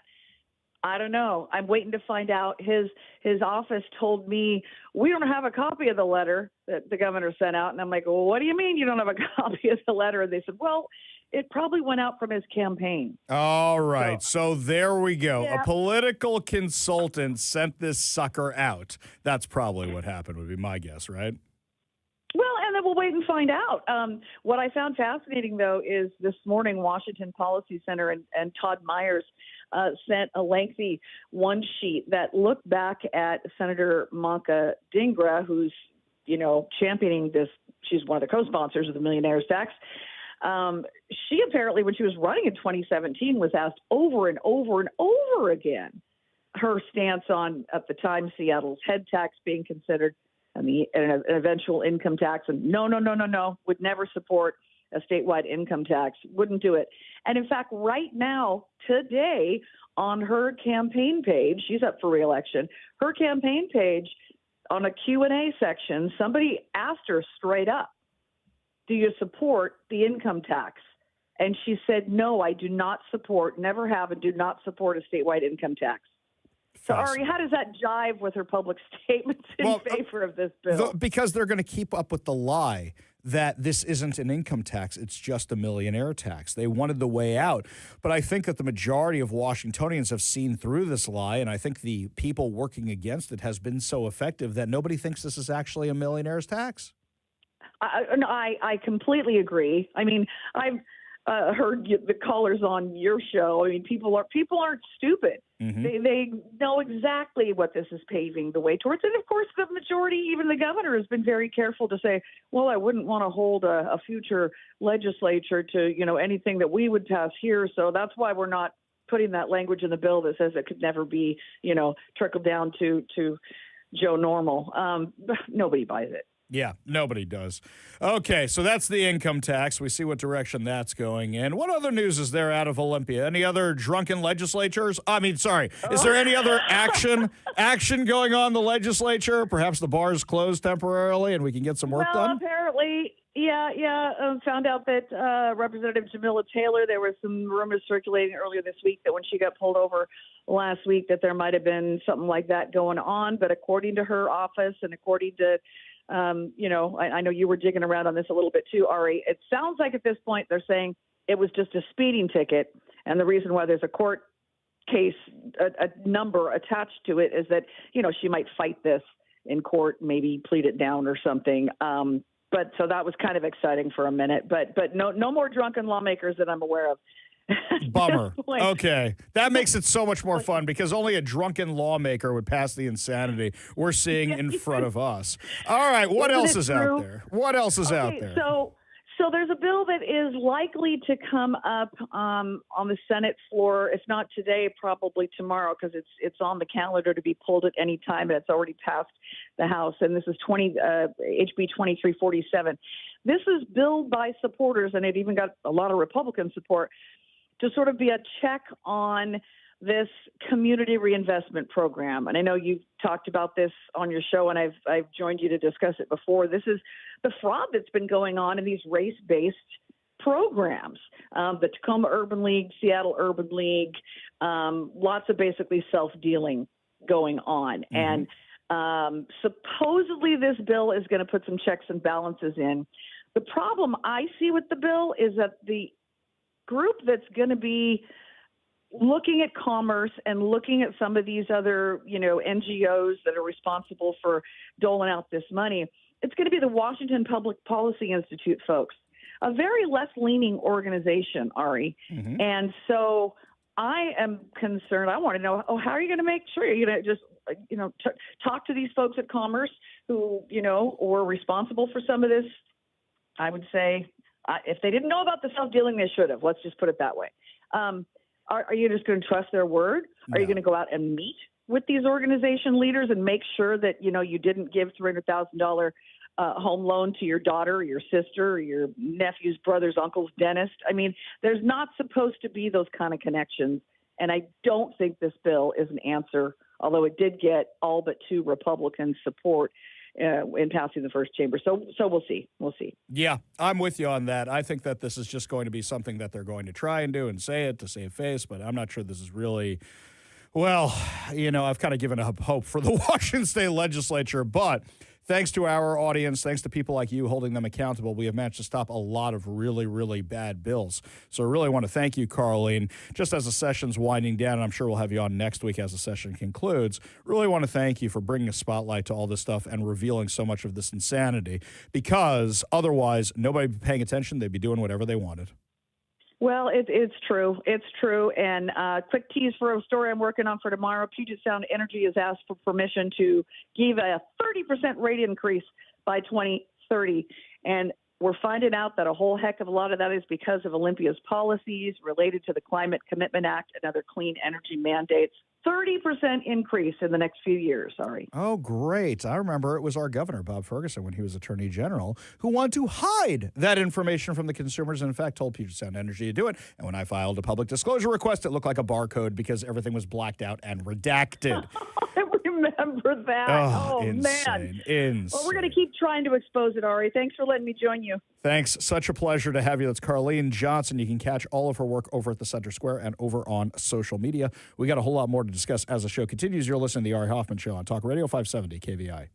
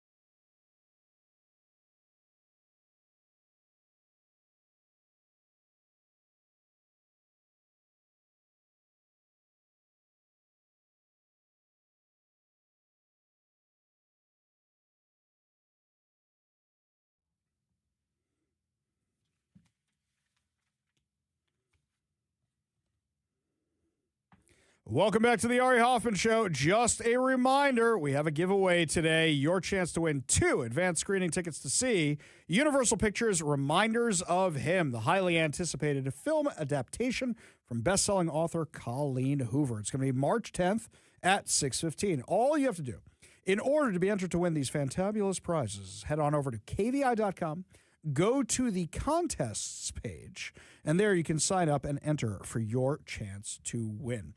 For those of you who haven't been following this story, I got to catch everybody up a little bit.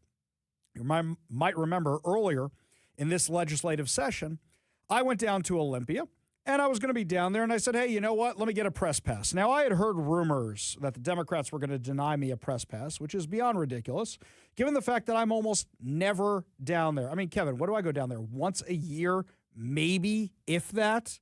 That's it? Something like that, yeah. Something like that. This year I've been twice. All right, once to testify on something I really, really cared about, and one time to broadcast from the legislature. Those are the only 2 times I've been down there. Well, what happens? They say, no press pass for you. The Democrats in the Washington State House say, no way, Hoffman, we're not giving you a press pass, which is really, really weird. I mean, really, you guys are just giving me content for the show. Really do appreciate it. Freedom of the press mean anything to you guys? I don't even know why I was on their radar for this. Oh, sure I do. Because I'm one of the people who exposes their insanity, like them getting drunk in the legislature, you alcoholics. So what happens? They say no press pass for you. I reach out to the Citizen Action Defense Fund, to our friend Jackson Maynard, and I say, hey, dude, can you help me out? He says, no problem. Come on over to my office. So while Zach and I were down there broadcasting for the day, oh, yeah, they gave Zach a press pass. They gave my wife, who works for a different outlet, a press pass. No press pass for Ari. I should have just got one just for funsies. By the way, I want you to do that now. Now I kind of want you to do that. Can you do me a favor? We'll get everybody around here. Just apply for a press pass. Do we have anybody who has nothing to do? Where's the janitor guy? I was going to say that little guy, old yeah. man Yeah. who just comes on in here and empties the garbage cans. Let's have him do it. Yeah, just get everybody a press pass. No problem. Zach got one. My wife got one. Not me. So we file a case against the Washington Democrats, the Washington House Democrats, and basically the Washington State Capitol Correspondents Association. What do you know? As soon as this happens, Brandy Cruz, Jonathan Cho go, I wonder if they're going to do the same thing to us. And they had the occasion to be down there. And guess what? They also said no press passes for them. Now with Brandy, it's even weirder. Brandy, Bob Ferguson lets her ask him questions, gets to go to his press conferences. She gets to go to the Senate, but nope, not letting you over there with the House. We don't want any of you rabble-rousers over there. We don't want to talk to any of you. Now, I was really looking forward to Friday. Why? Because I was going to have a hearing on this, because now me, Brandy Cruz, and Jonathan Cho are all part of the same lawsuit with the Citizen Action Defense Fund. And I actually joked when I heard that this hearing was going to be on Friday. I said, oh, great, now I have to go to the dry cleaner. Okay, I go through a lot of button-down shirts. I go through a lot of suits because of the Sabbath. I'm wearing at least 2 suits a week and at least 4 or 5 shirts a week. It's a lot of dry cleaning. And with Stake of the Union, that threw off my cycle. That means another shirt. That means another suit. Threw off the whole cycle. So I'm like, crud. Now I got to go to the dry cleaner. I was all excited. I said to the dry cleaner, can you have it ready by Thursday so I can have it ready to go by Friday? No problem. And then what do I find out? There's not going to be a hearing on Friday. Why? Because they moved for this case to be kicked over to the feds. Now, in my opinion, why are they doing this? Well, as we just said with Carlene Johnson, we know the session's almost over. If they get a hearing before the end of the session and the hearing goes the other way, they're going to have to let us in. What's happening is they're trying to stall till the end of the session so they could do something like, oh, well, you know, we're going to rewrite the rules because of all this. They're just trying to keep us out. And they will rewrite the rules so that we don't get to go, and they'll publish them somewhere, even though they've never done any of that before. Just watch. That's what's going to happen. This is a stalling tactic for the end of the session. That's what they're trying to do. Oh, so what happens? Is the Citizen Action Defense Fund filed a restraining order this morning. I'm just going to read from their press release because it does a better job with all the legality than I ever could. The Citizen Action Defense Fund has filed an emergency temporary restraining order on behalf of plaintiffs Ari Hoffman, Brandy Cruz, and Jonathan Cho in their lawsuit against the legislature. The order seeks to have a federal court grant each of them press credentials after the legislature denied them access, a violation of state and federal constitutions. The filing of the TRO, temporary restraining order, follows a flurry of activity in the case in the days leading up to the scheduled and now canceled hearing in Thirsty County Superior Court Friday, March 6. On Monday, March 2nd, a mere 4 days before the hearing, defendants removed the case to a federal court in Tacoma in the Western District of Washington, which had the effect of canceling the hearing on that motion that was pending in state court. As a result, a federal judge will now decide whether the press passes will be granted on an emergency basis in the final days of the session. The complaint is clear. The legislature's credentialing scheme improperly delegates authority to a private entity without clear standards or procedural safeguards and allows viewpoint-based exclusion of journalists. Defendants relied on unpublished, vague, and inconsistently applied criteria informed in part by recommendations from the Washington State Capitol Correspondents Association in denying access to the House floor. The complaint asserts violations of the First Amendment of the U.S. Constitution, Article 1, Section 5 of the Washington Constitution, state and federal due process protections, Washington's non-delegation doctrine. Quote, freedom of the press is not subject to unpublished standards or private gatekeeping, said Jackson Maynard, Citizen Action Defense Fund executive director and lead counsel on the case. The Constitution requires transparency, viewpoint neutrality, and due process. No matter what court the case is in, we will fight for the freedom of the press and work to ensure they are able to inform the public of what the government is doing. The fact that they are doing this nonsense still and so desperate to do it, oh, and by the way, using your taxpayer dollars to pay for it, they kick this out to some other law firm. The attorney general has 900 lawyers working for him, and he hired a private woke Seattle law firm for the case. This is how desperate they are to get us not to cover the legislature. Absolutely crazy. Speaking of crazy, by the way, the Seattle Times is losing their minds over Donald Trump taking out the Ayatollah. I'll tell you about the article they just published when we come back. You're listening to the Ari Hoffman Show on Talk Radio 570 KVI.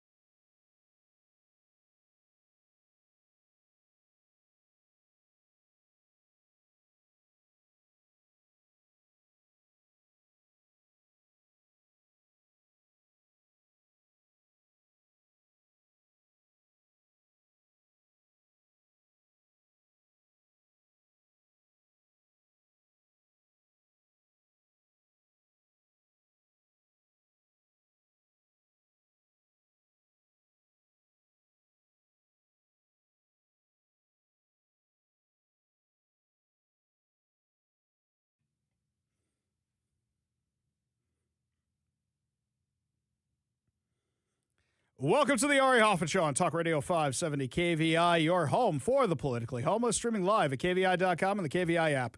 If you want to be part of the most dangerous show on the airwaves, give us a call or a text at 206-421-5757. That's 206-421-5757. Coming up this hour, more chances to win fantabulous prizes.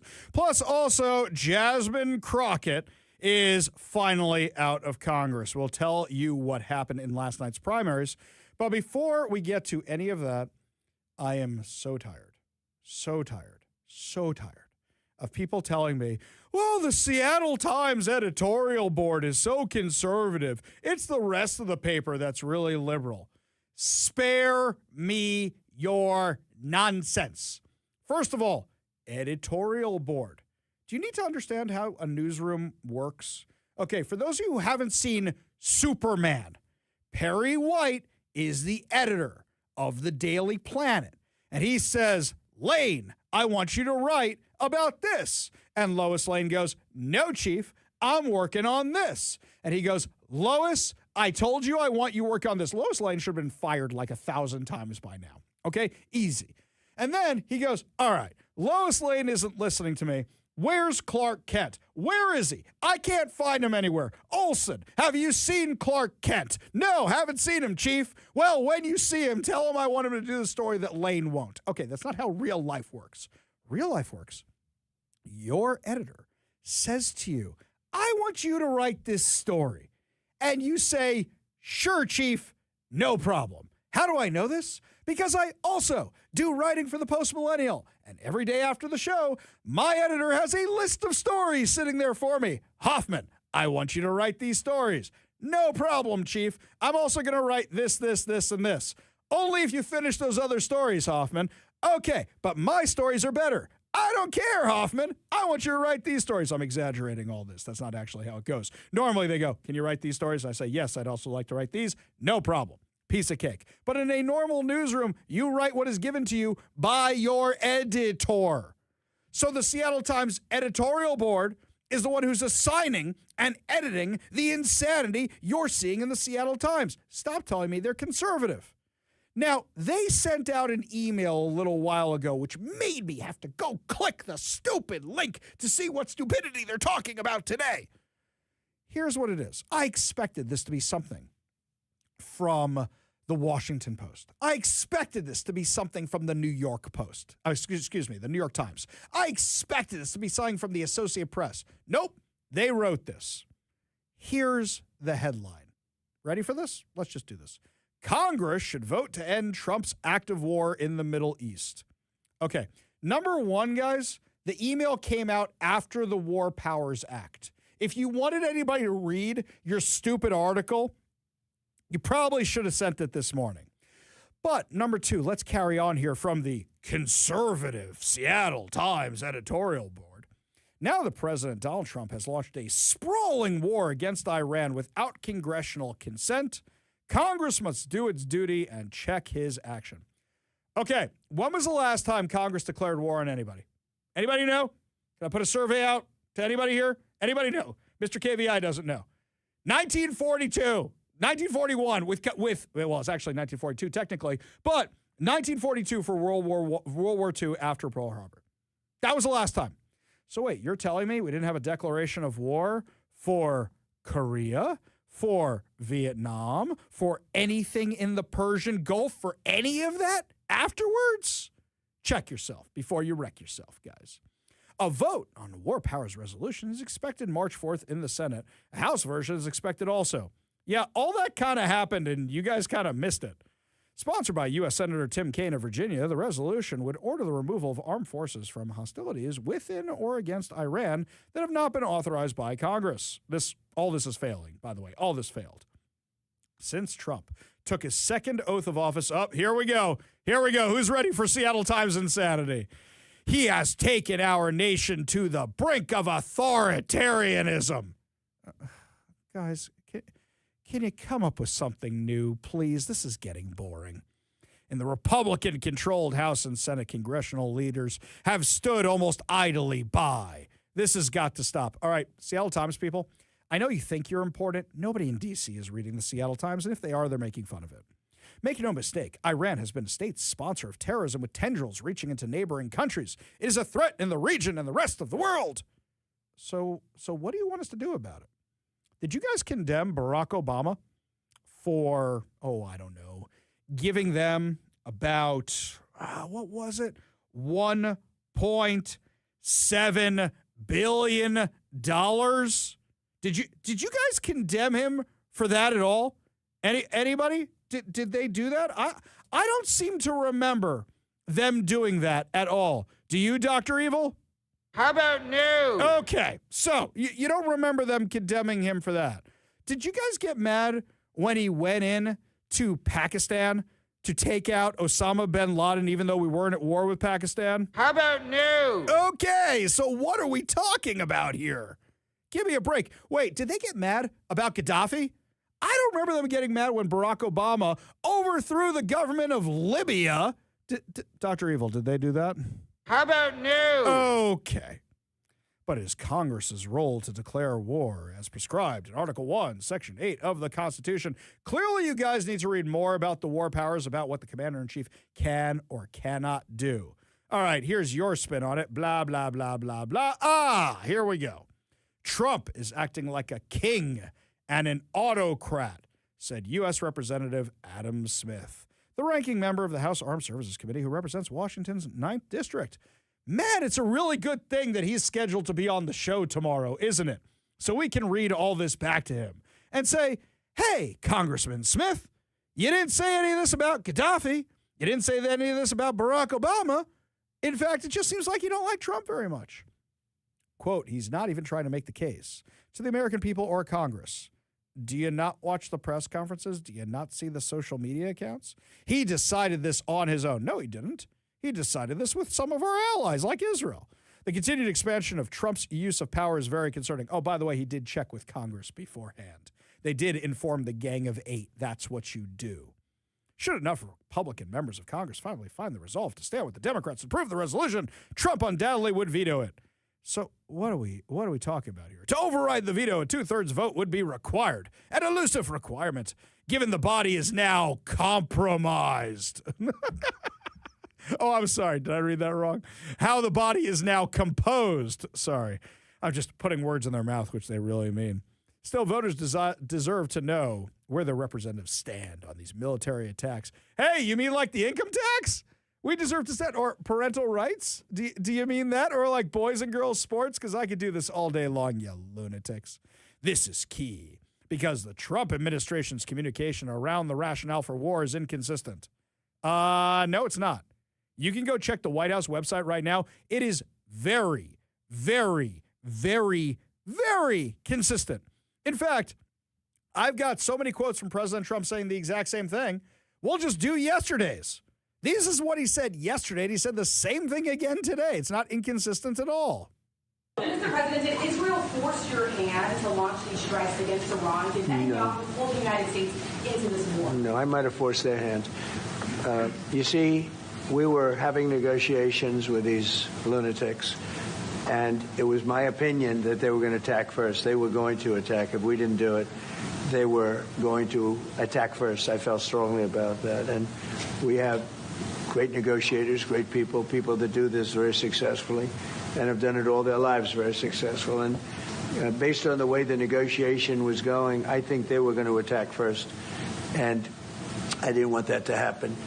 So if anything, I might have forced Israel's hand. But Israel was ready and we were ready, and we've had a very, very powerful impact. Okay. This is what he said a little bit later on. You tell me if this sounds inconsistent at all. Well, because it happened all very quickly. We thought, and I thought maybe more so than most, I could ask Marco, but I thought we were going to have a situation where we were going to be attacked. They were getting ready to attack Israel. They were getting ready to attack others. You're seeing that right now. And a lot of those missiles that are hitting in, those are stationary. Those were aimed there for a long period of time at these other countries. So I think I was right about that. We attacked first. And if we didn't, it could have been, look, we're really decimating them. They're being decimated. And if we didn't, and by the way, we have massive amounts of ammunition. We have the high end. A lot of it was given away stupidly by Biden, very stupidly, for free. And I'm all for Ukraine, but they gave away a lot. As you know, when I give away ammunition, everybody pays for it. The European Union's paying for it. Then they can do what they want with it, but they are giving it, let's say, to Ukraine, and it's okay. But we gave away a lot of high end, but we have plenty. But we have unlimited middle and upper ammunition, which is really what we're using in this war. And we have really an unlimited supply. We also have a lot of the very high end stored in different countries throughout the world. We're literally storing it there, which is actually something that I insisted on in my first term. I rebuilt the military in my first term. Okay, how many times have we heard him give this speech? How many times have we heard him give this exact same speech right there in the middle? I rebuilt the military. I rebuilt the military. The military was nothing before me. Joe Biden, he's the worst. He destroyed the whole thing. I love the military. I gave them money. They're the best. They love me. I'm because I gave them money. This is the same stuff we hear all the time. Tell me again about him being inconsistent. You can read this stuff on the White House website. You can see it on the White House social media. Caroline Leavitt is saying the exact same stuff from the podium in the White House press office, press room.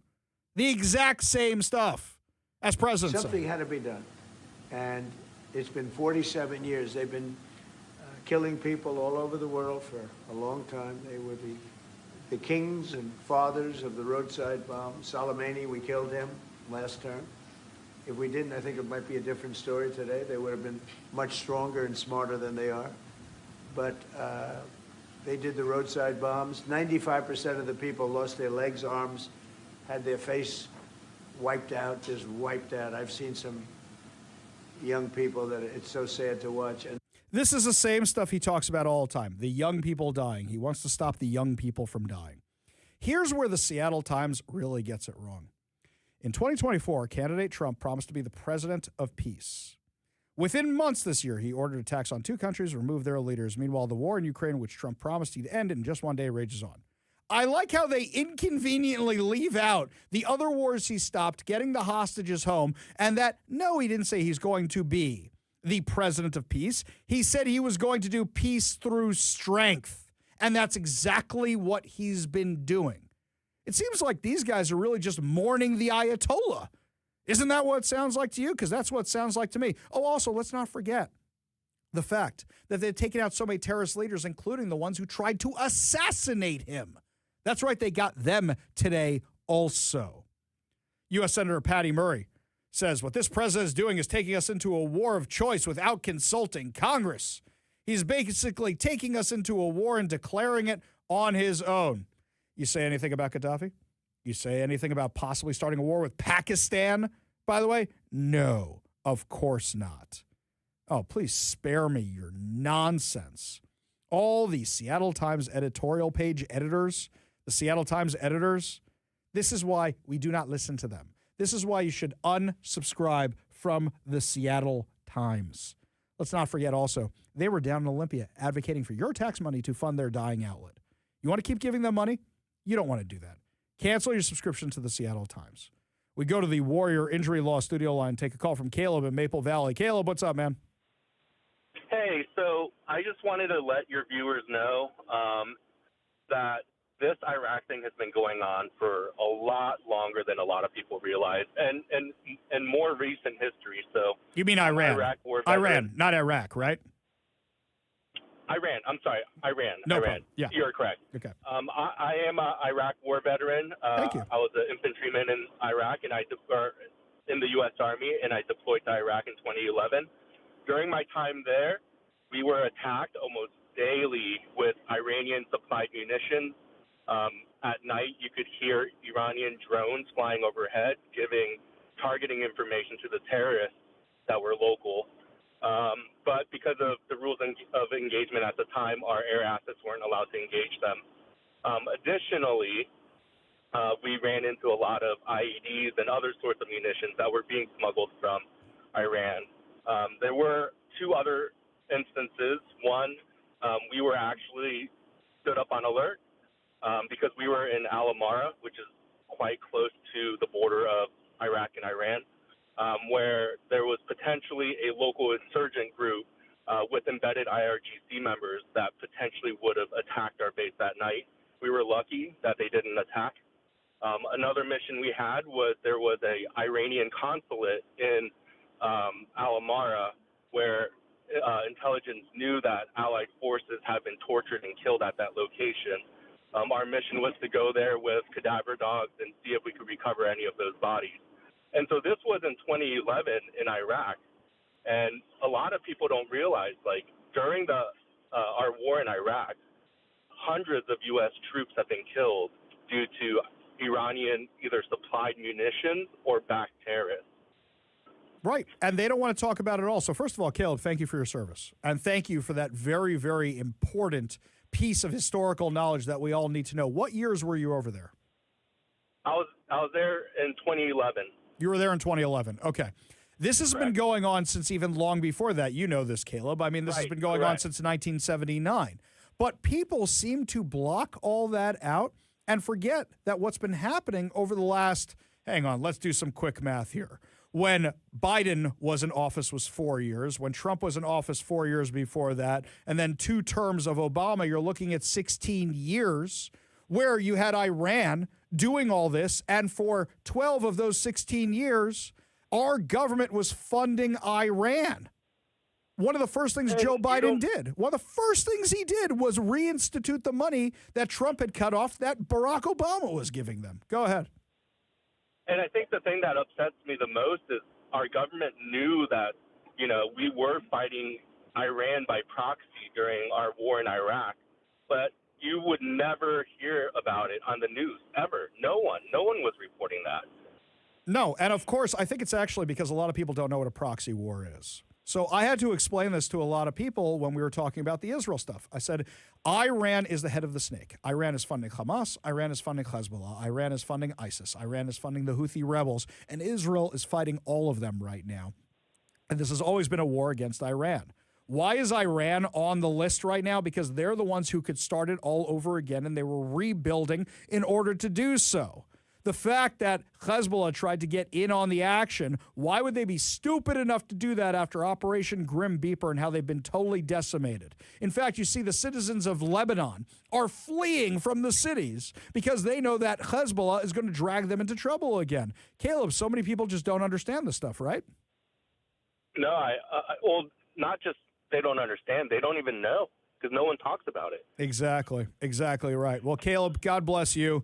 God bless your fellow service members, and thank you so much for sharing your story with us today and your perspective. Really do appreciate it. Thank you. Yeah, always a pleasure.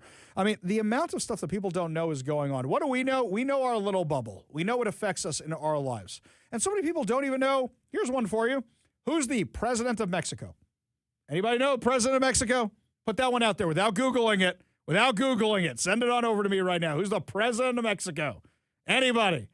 I can see her, but I can't think of her name. I bet most people right now went, wait, it's a her? It's a her? Yeah. Okay, here's one for you. Some people might know this one. Who's the Prime Minister of Canada? Who's the Prime Minister of Canada? Some people might know that. Mark Carney. By the way, he said the dumbest thing today ever. He's mad because the U.S. did not consult international law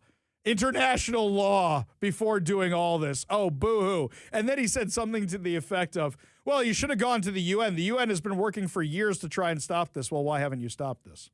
The UN's mission has also been to stop wars, and they haven't done a good job of that. We go back to the Warrior Injury Law studio line. Take a call from George and Kenmore. George, what's up?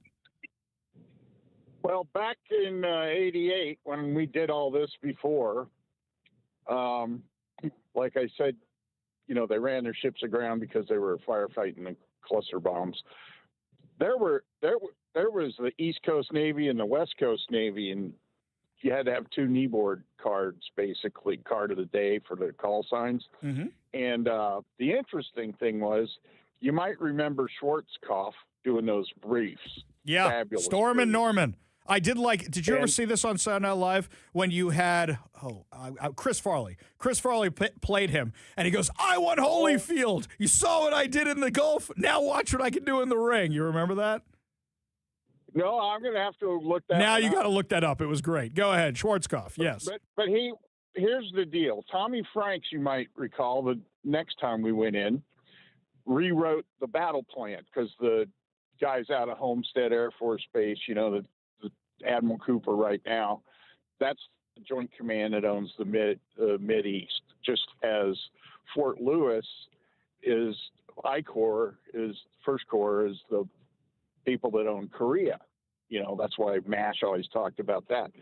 Well, anyway, there was air tasking orders, which was a big deal, and he'd show the battle damage assessment and all that, CNN, But the coolest thing was he had Operation Plan 2005. Op Plan 2005 was the name of the plan to take out Iraq.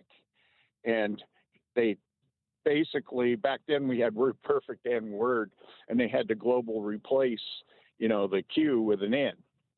And, it was kind of hilarious. And even one time my brother had to fly an F-18 into the base at Riyadh and get the air tasking order on his personal laptop, which you couldn't do now. You'd go to jail. But anyway, he had to fly back to the carrier because the Navy had Word Perfect and the Air Force had Word. And that's the most bureaucratic nonsense I've ever heard. Sounds so right. Yeah. That's why these systems go. What's your point there, George? I'm running out of time. Well, no, I'm just saying, everything was totally screwed up back then. Even the Russian fleet was there. Oh, sure. And the French and everybody else. And Bush had made a good, Reagan and Bush both had good consortiums. Well, we're still dealing with these messes 47 years later, and now they want to try and say, oh, how dare you fix it? How dare you fix it? Crazy stuff. George, appreciate your service. Appreciate the call. Appreciate you being part of the show. You want to be part of the show, you give us a call or text at 206-421-5757. That's 206-421-5757. Turning our eyes back to here at home. Jasmine Crockett's going to be out of a job, but also so are some Republicans. We'll tell you what's going on when we come back. You're listening to the Ari Hoffman Show on Talk Radio 570 KBI.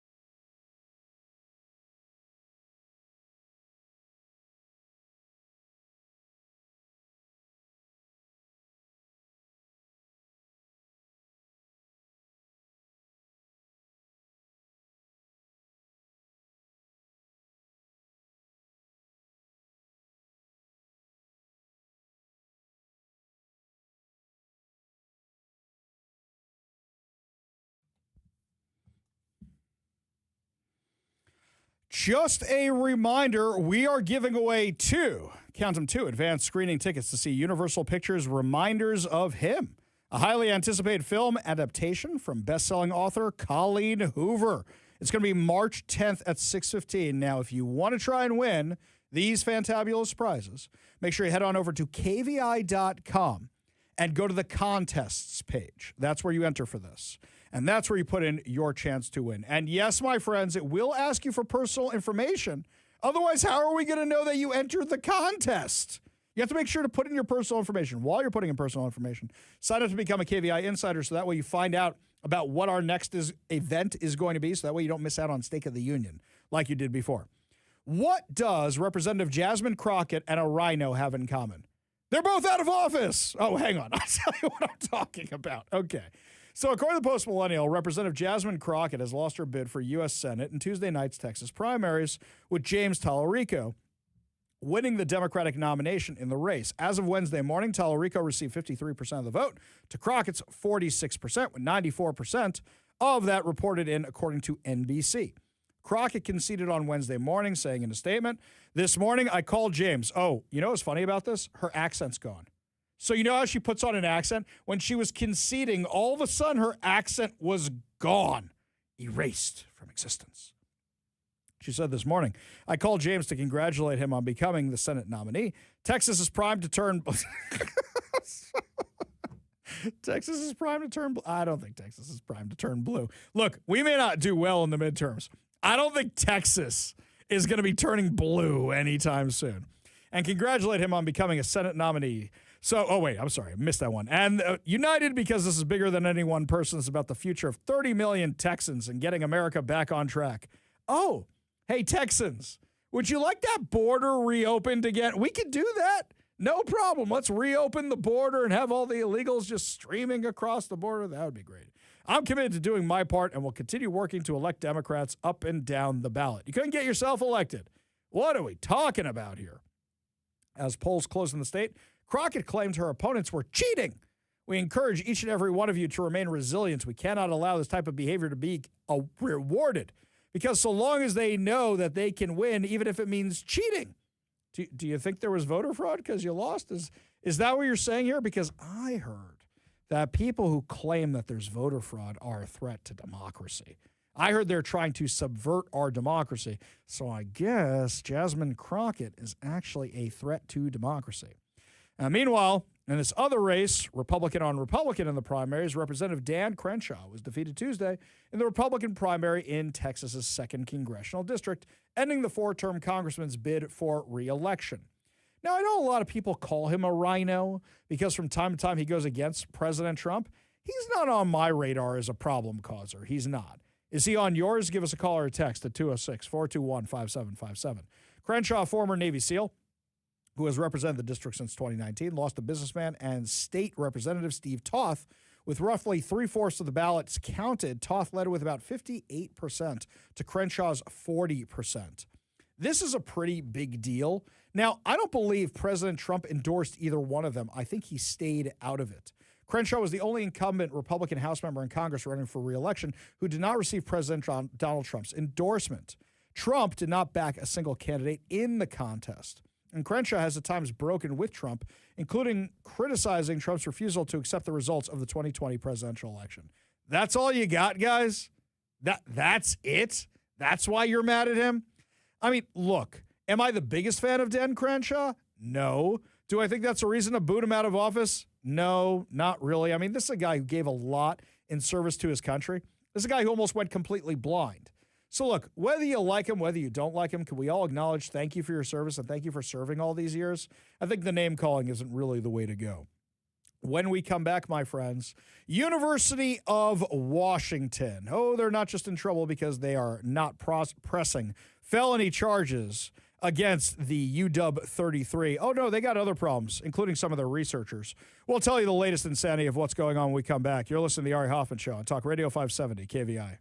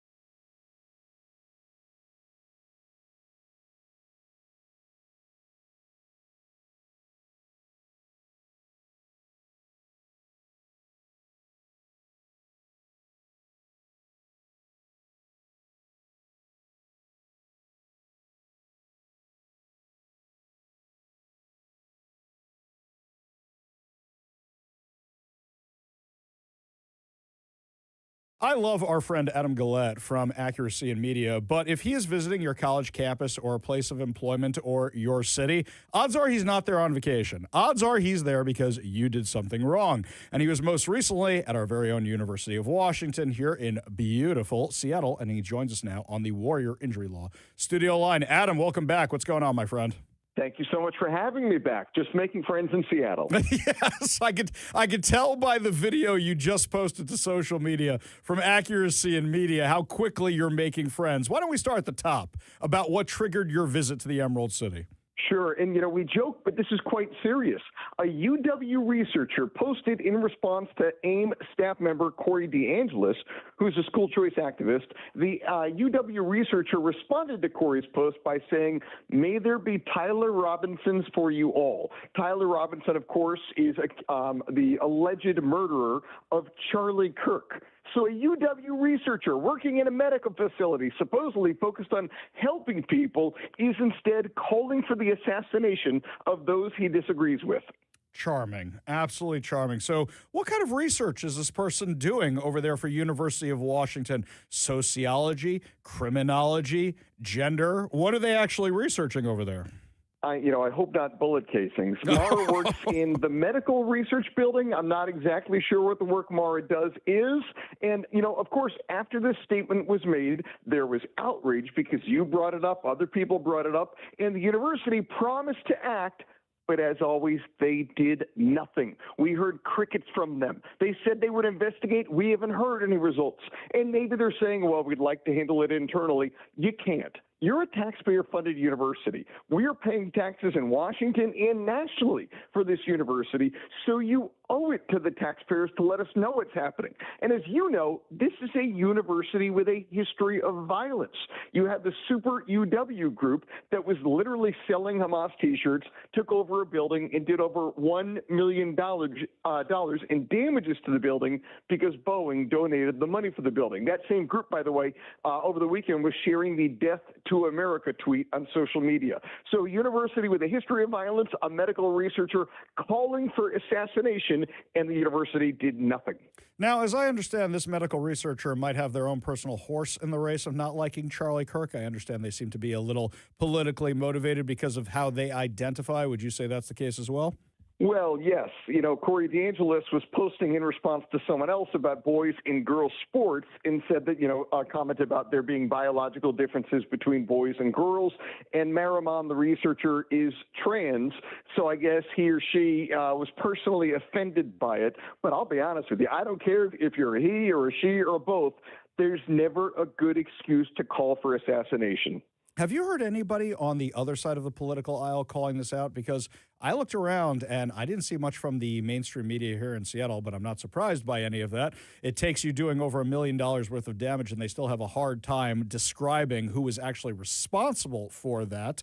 So I didn't see a lot in the local Seattle media or national media aside from conservative media. Have you seen anything?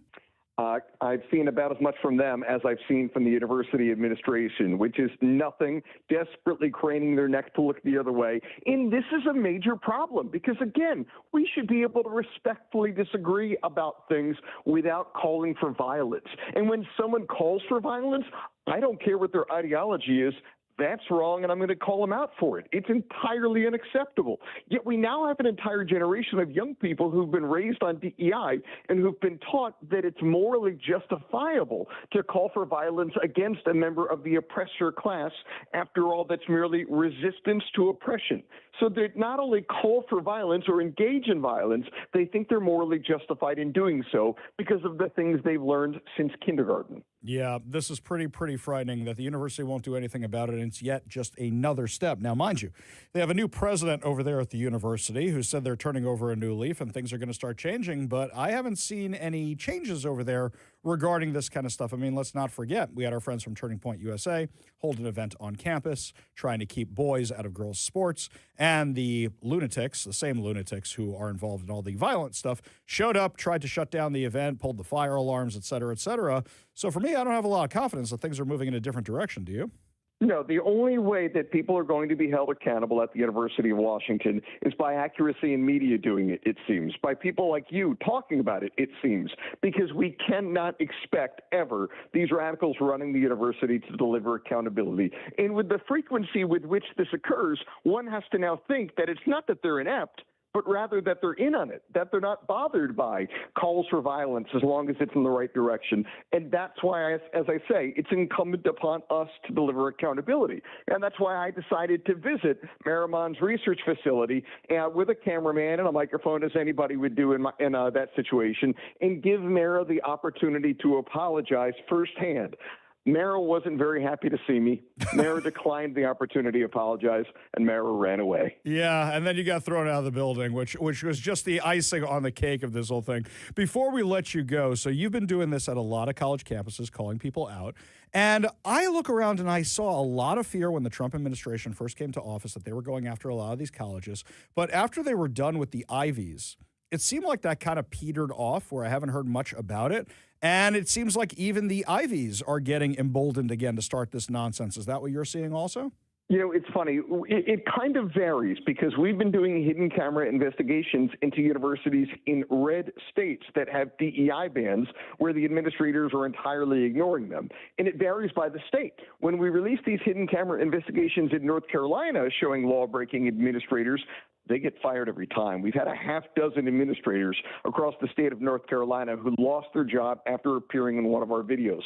And these aren't entry-level people. One of them was the dean of students at UNC Asheville, lost her job after appearing in our video. 2 weeks ago, another staffer lost their job. In other states like Iowa, they now just strengthened their DEI law in response, I would say, in part, due to the videos that we've released there. Ohio is talking about doing the same thing. So that's nice to see. Now, as you allude to, on the other hand, over the weekend, Columbia University, which regularly battles the University of Washington for the most violent, anti-American, anti-Semitic university, a student coalition at Columbia University posted Mag Bar America, which is Persian for death to America. So, as anybody would do, we set up ColumbiaHatesAmerica.com, where you could see the names of all of the leaders of the student organizations that have been members of this coalition that called for death to America. Now, the coalition has since become anonymous because they don't want to have any accountability, so it's hard to say who's still active in it now, but everyone at ColumbiaHatesAmerica.com is confirmed to have been a leader of an organization within this coalition, which has been promoting violence, to be clear, for several years now. Adam Gillette from Accuracy in Media, thank you so much for joining us today. Really do appreciate it. Thank you for having me. Always a pleasure. We got a whole lot more to discuss as the show continues. You're listening to The Ari Hoffman Show on Talk Radio 570 KVI.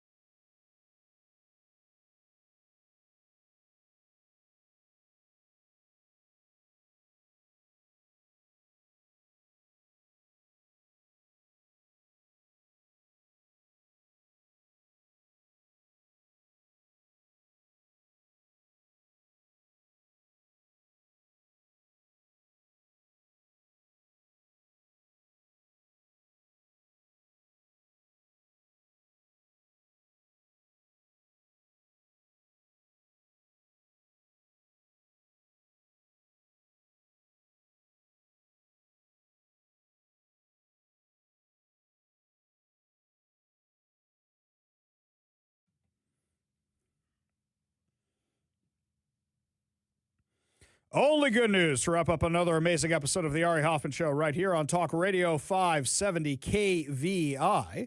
And today we got a lot of local good news, by the way, being featured in national outlets, which is a surprise because normally it's all the bad news and the awful things that Seattle and Washington do. They get featured in the national outlets. So this is good stuff. This one here starts bad, but I promise it's got a good ending. From Fox News, a skier buried for hours in an avalanche in Washington State last week was saved after his wife followed her feeling that something was wrong when he failed to answer his phone. Michael Harris was skiing Big Chief Bowl at Stevens Pass when he was caught in the slide. Now, here's the thing. I've never actually been to Stevens Pass. Mount Baker and Stevens, I've never skied them before. My preferred mountains are Crystal if I'm going locally, and if I'm taking people for lessons, Snoqualmie. I know, it's gotten a little crazy recently. It's not as good as it used to be. It's a little bit of a zoo.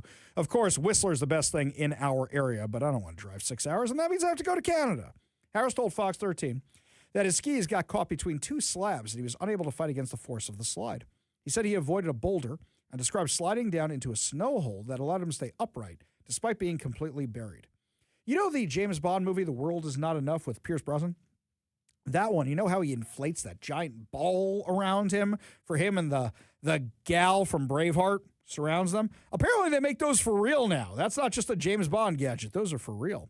He said the sensation was like being encased in cement.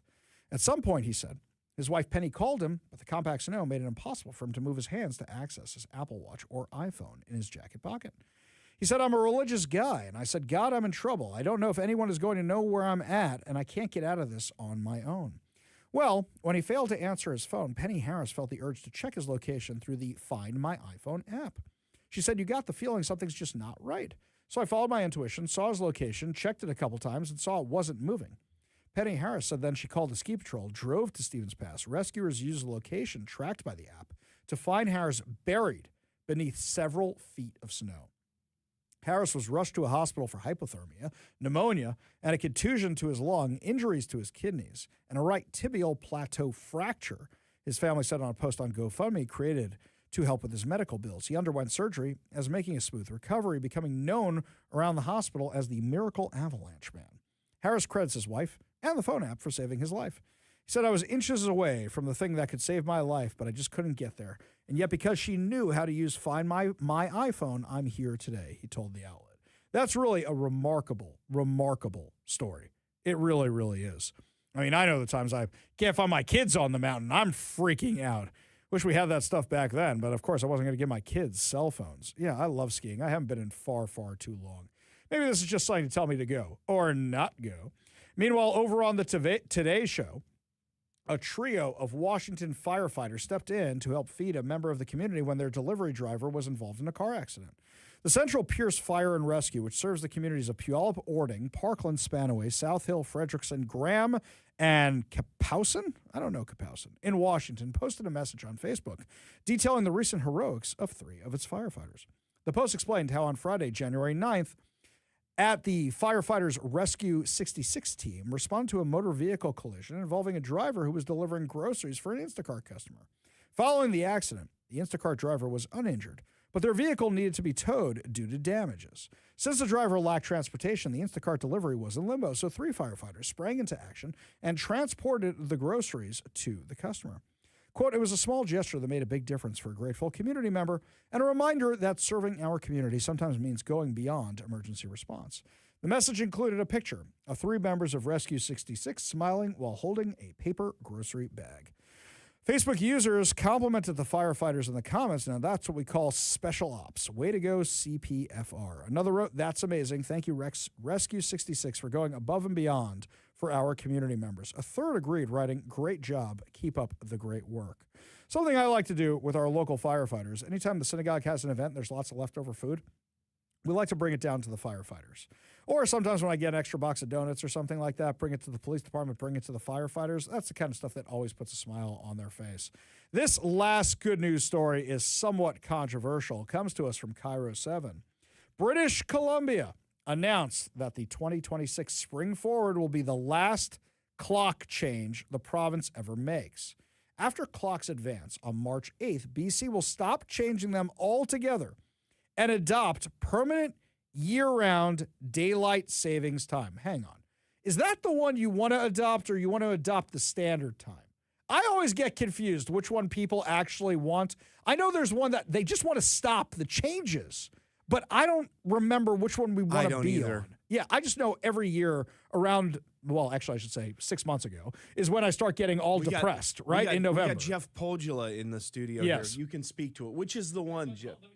Okay, he's going to come in there and Oh, explain it. Jeff is coming in here. He's We've coming got a over good to the 3 studio. minutes, so, There we go. We got yeah. 3 minutes to kill here. So Jeff is going to come wandering over here. Close the door, close the door, close the door. There you go. Stepping into my studio right here. All right, Jeff, which one do we want? I couldn't hear you in the control room. I don't have headphones. So joining us now in studio, Jeff Podula, Yes. our senior political correspondent for our sister You station, got it Northwest right. News Radio. I identify as a correspondent, That's not a reporter. I've Thank been you. working on it. It only took me 5 years to get this right. Okay, so for daylight versus standard, which is the one you want to stay on? Doesn't it get worse if you stay on Me one versus the personally? other? Let's go with you. Sure. I would say probably for me, daylight saving time. Daylight savings is the one you want. Yeah.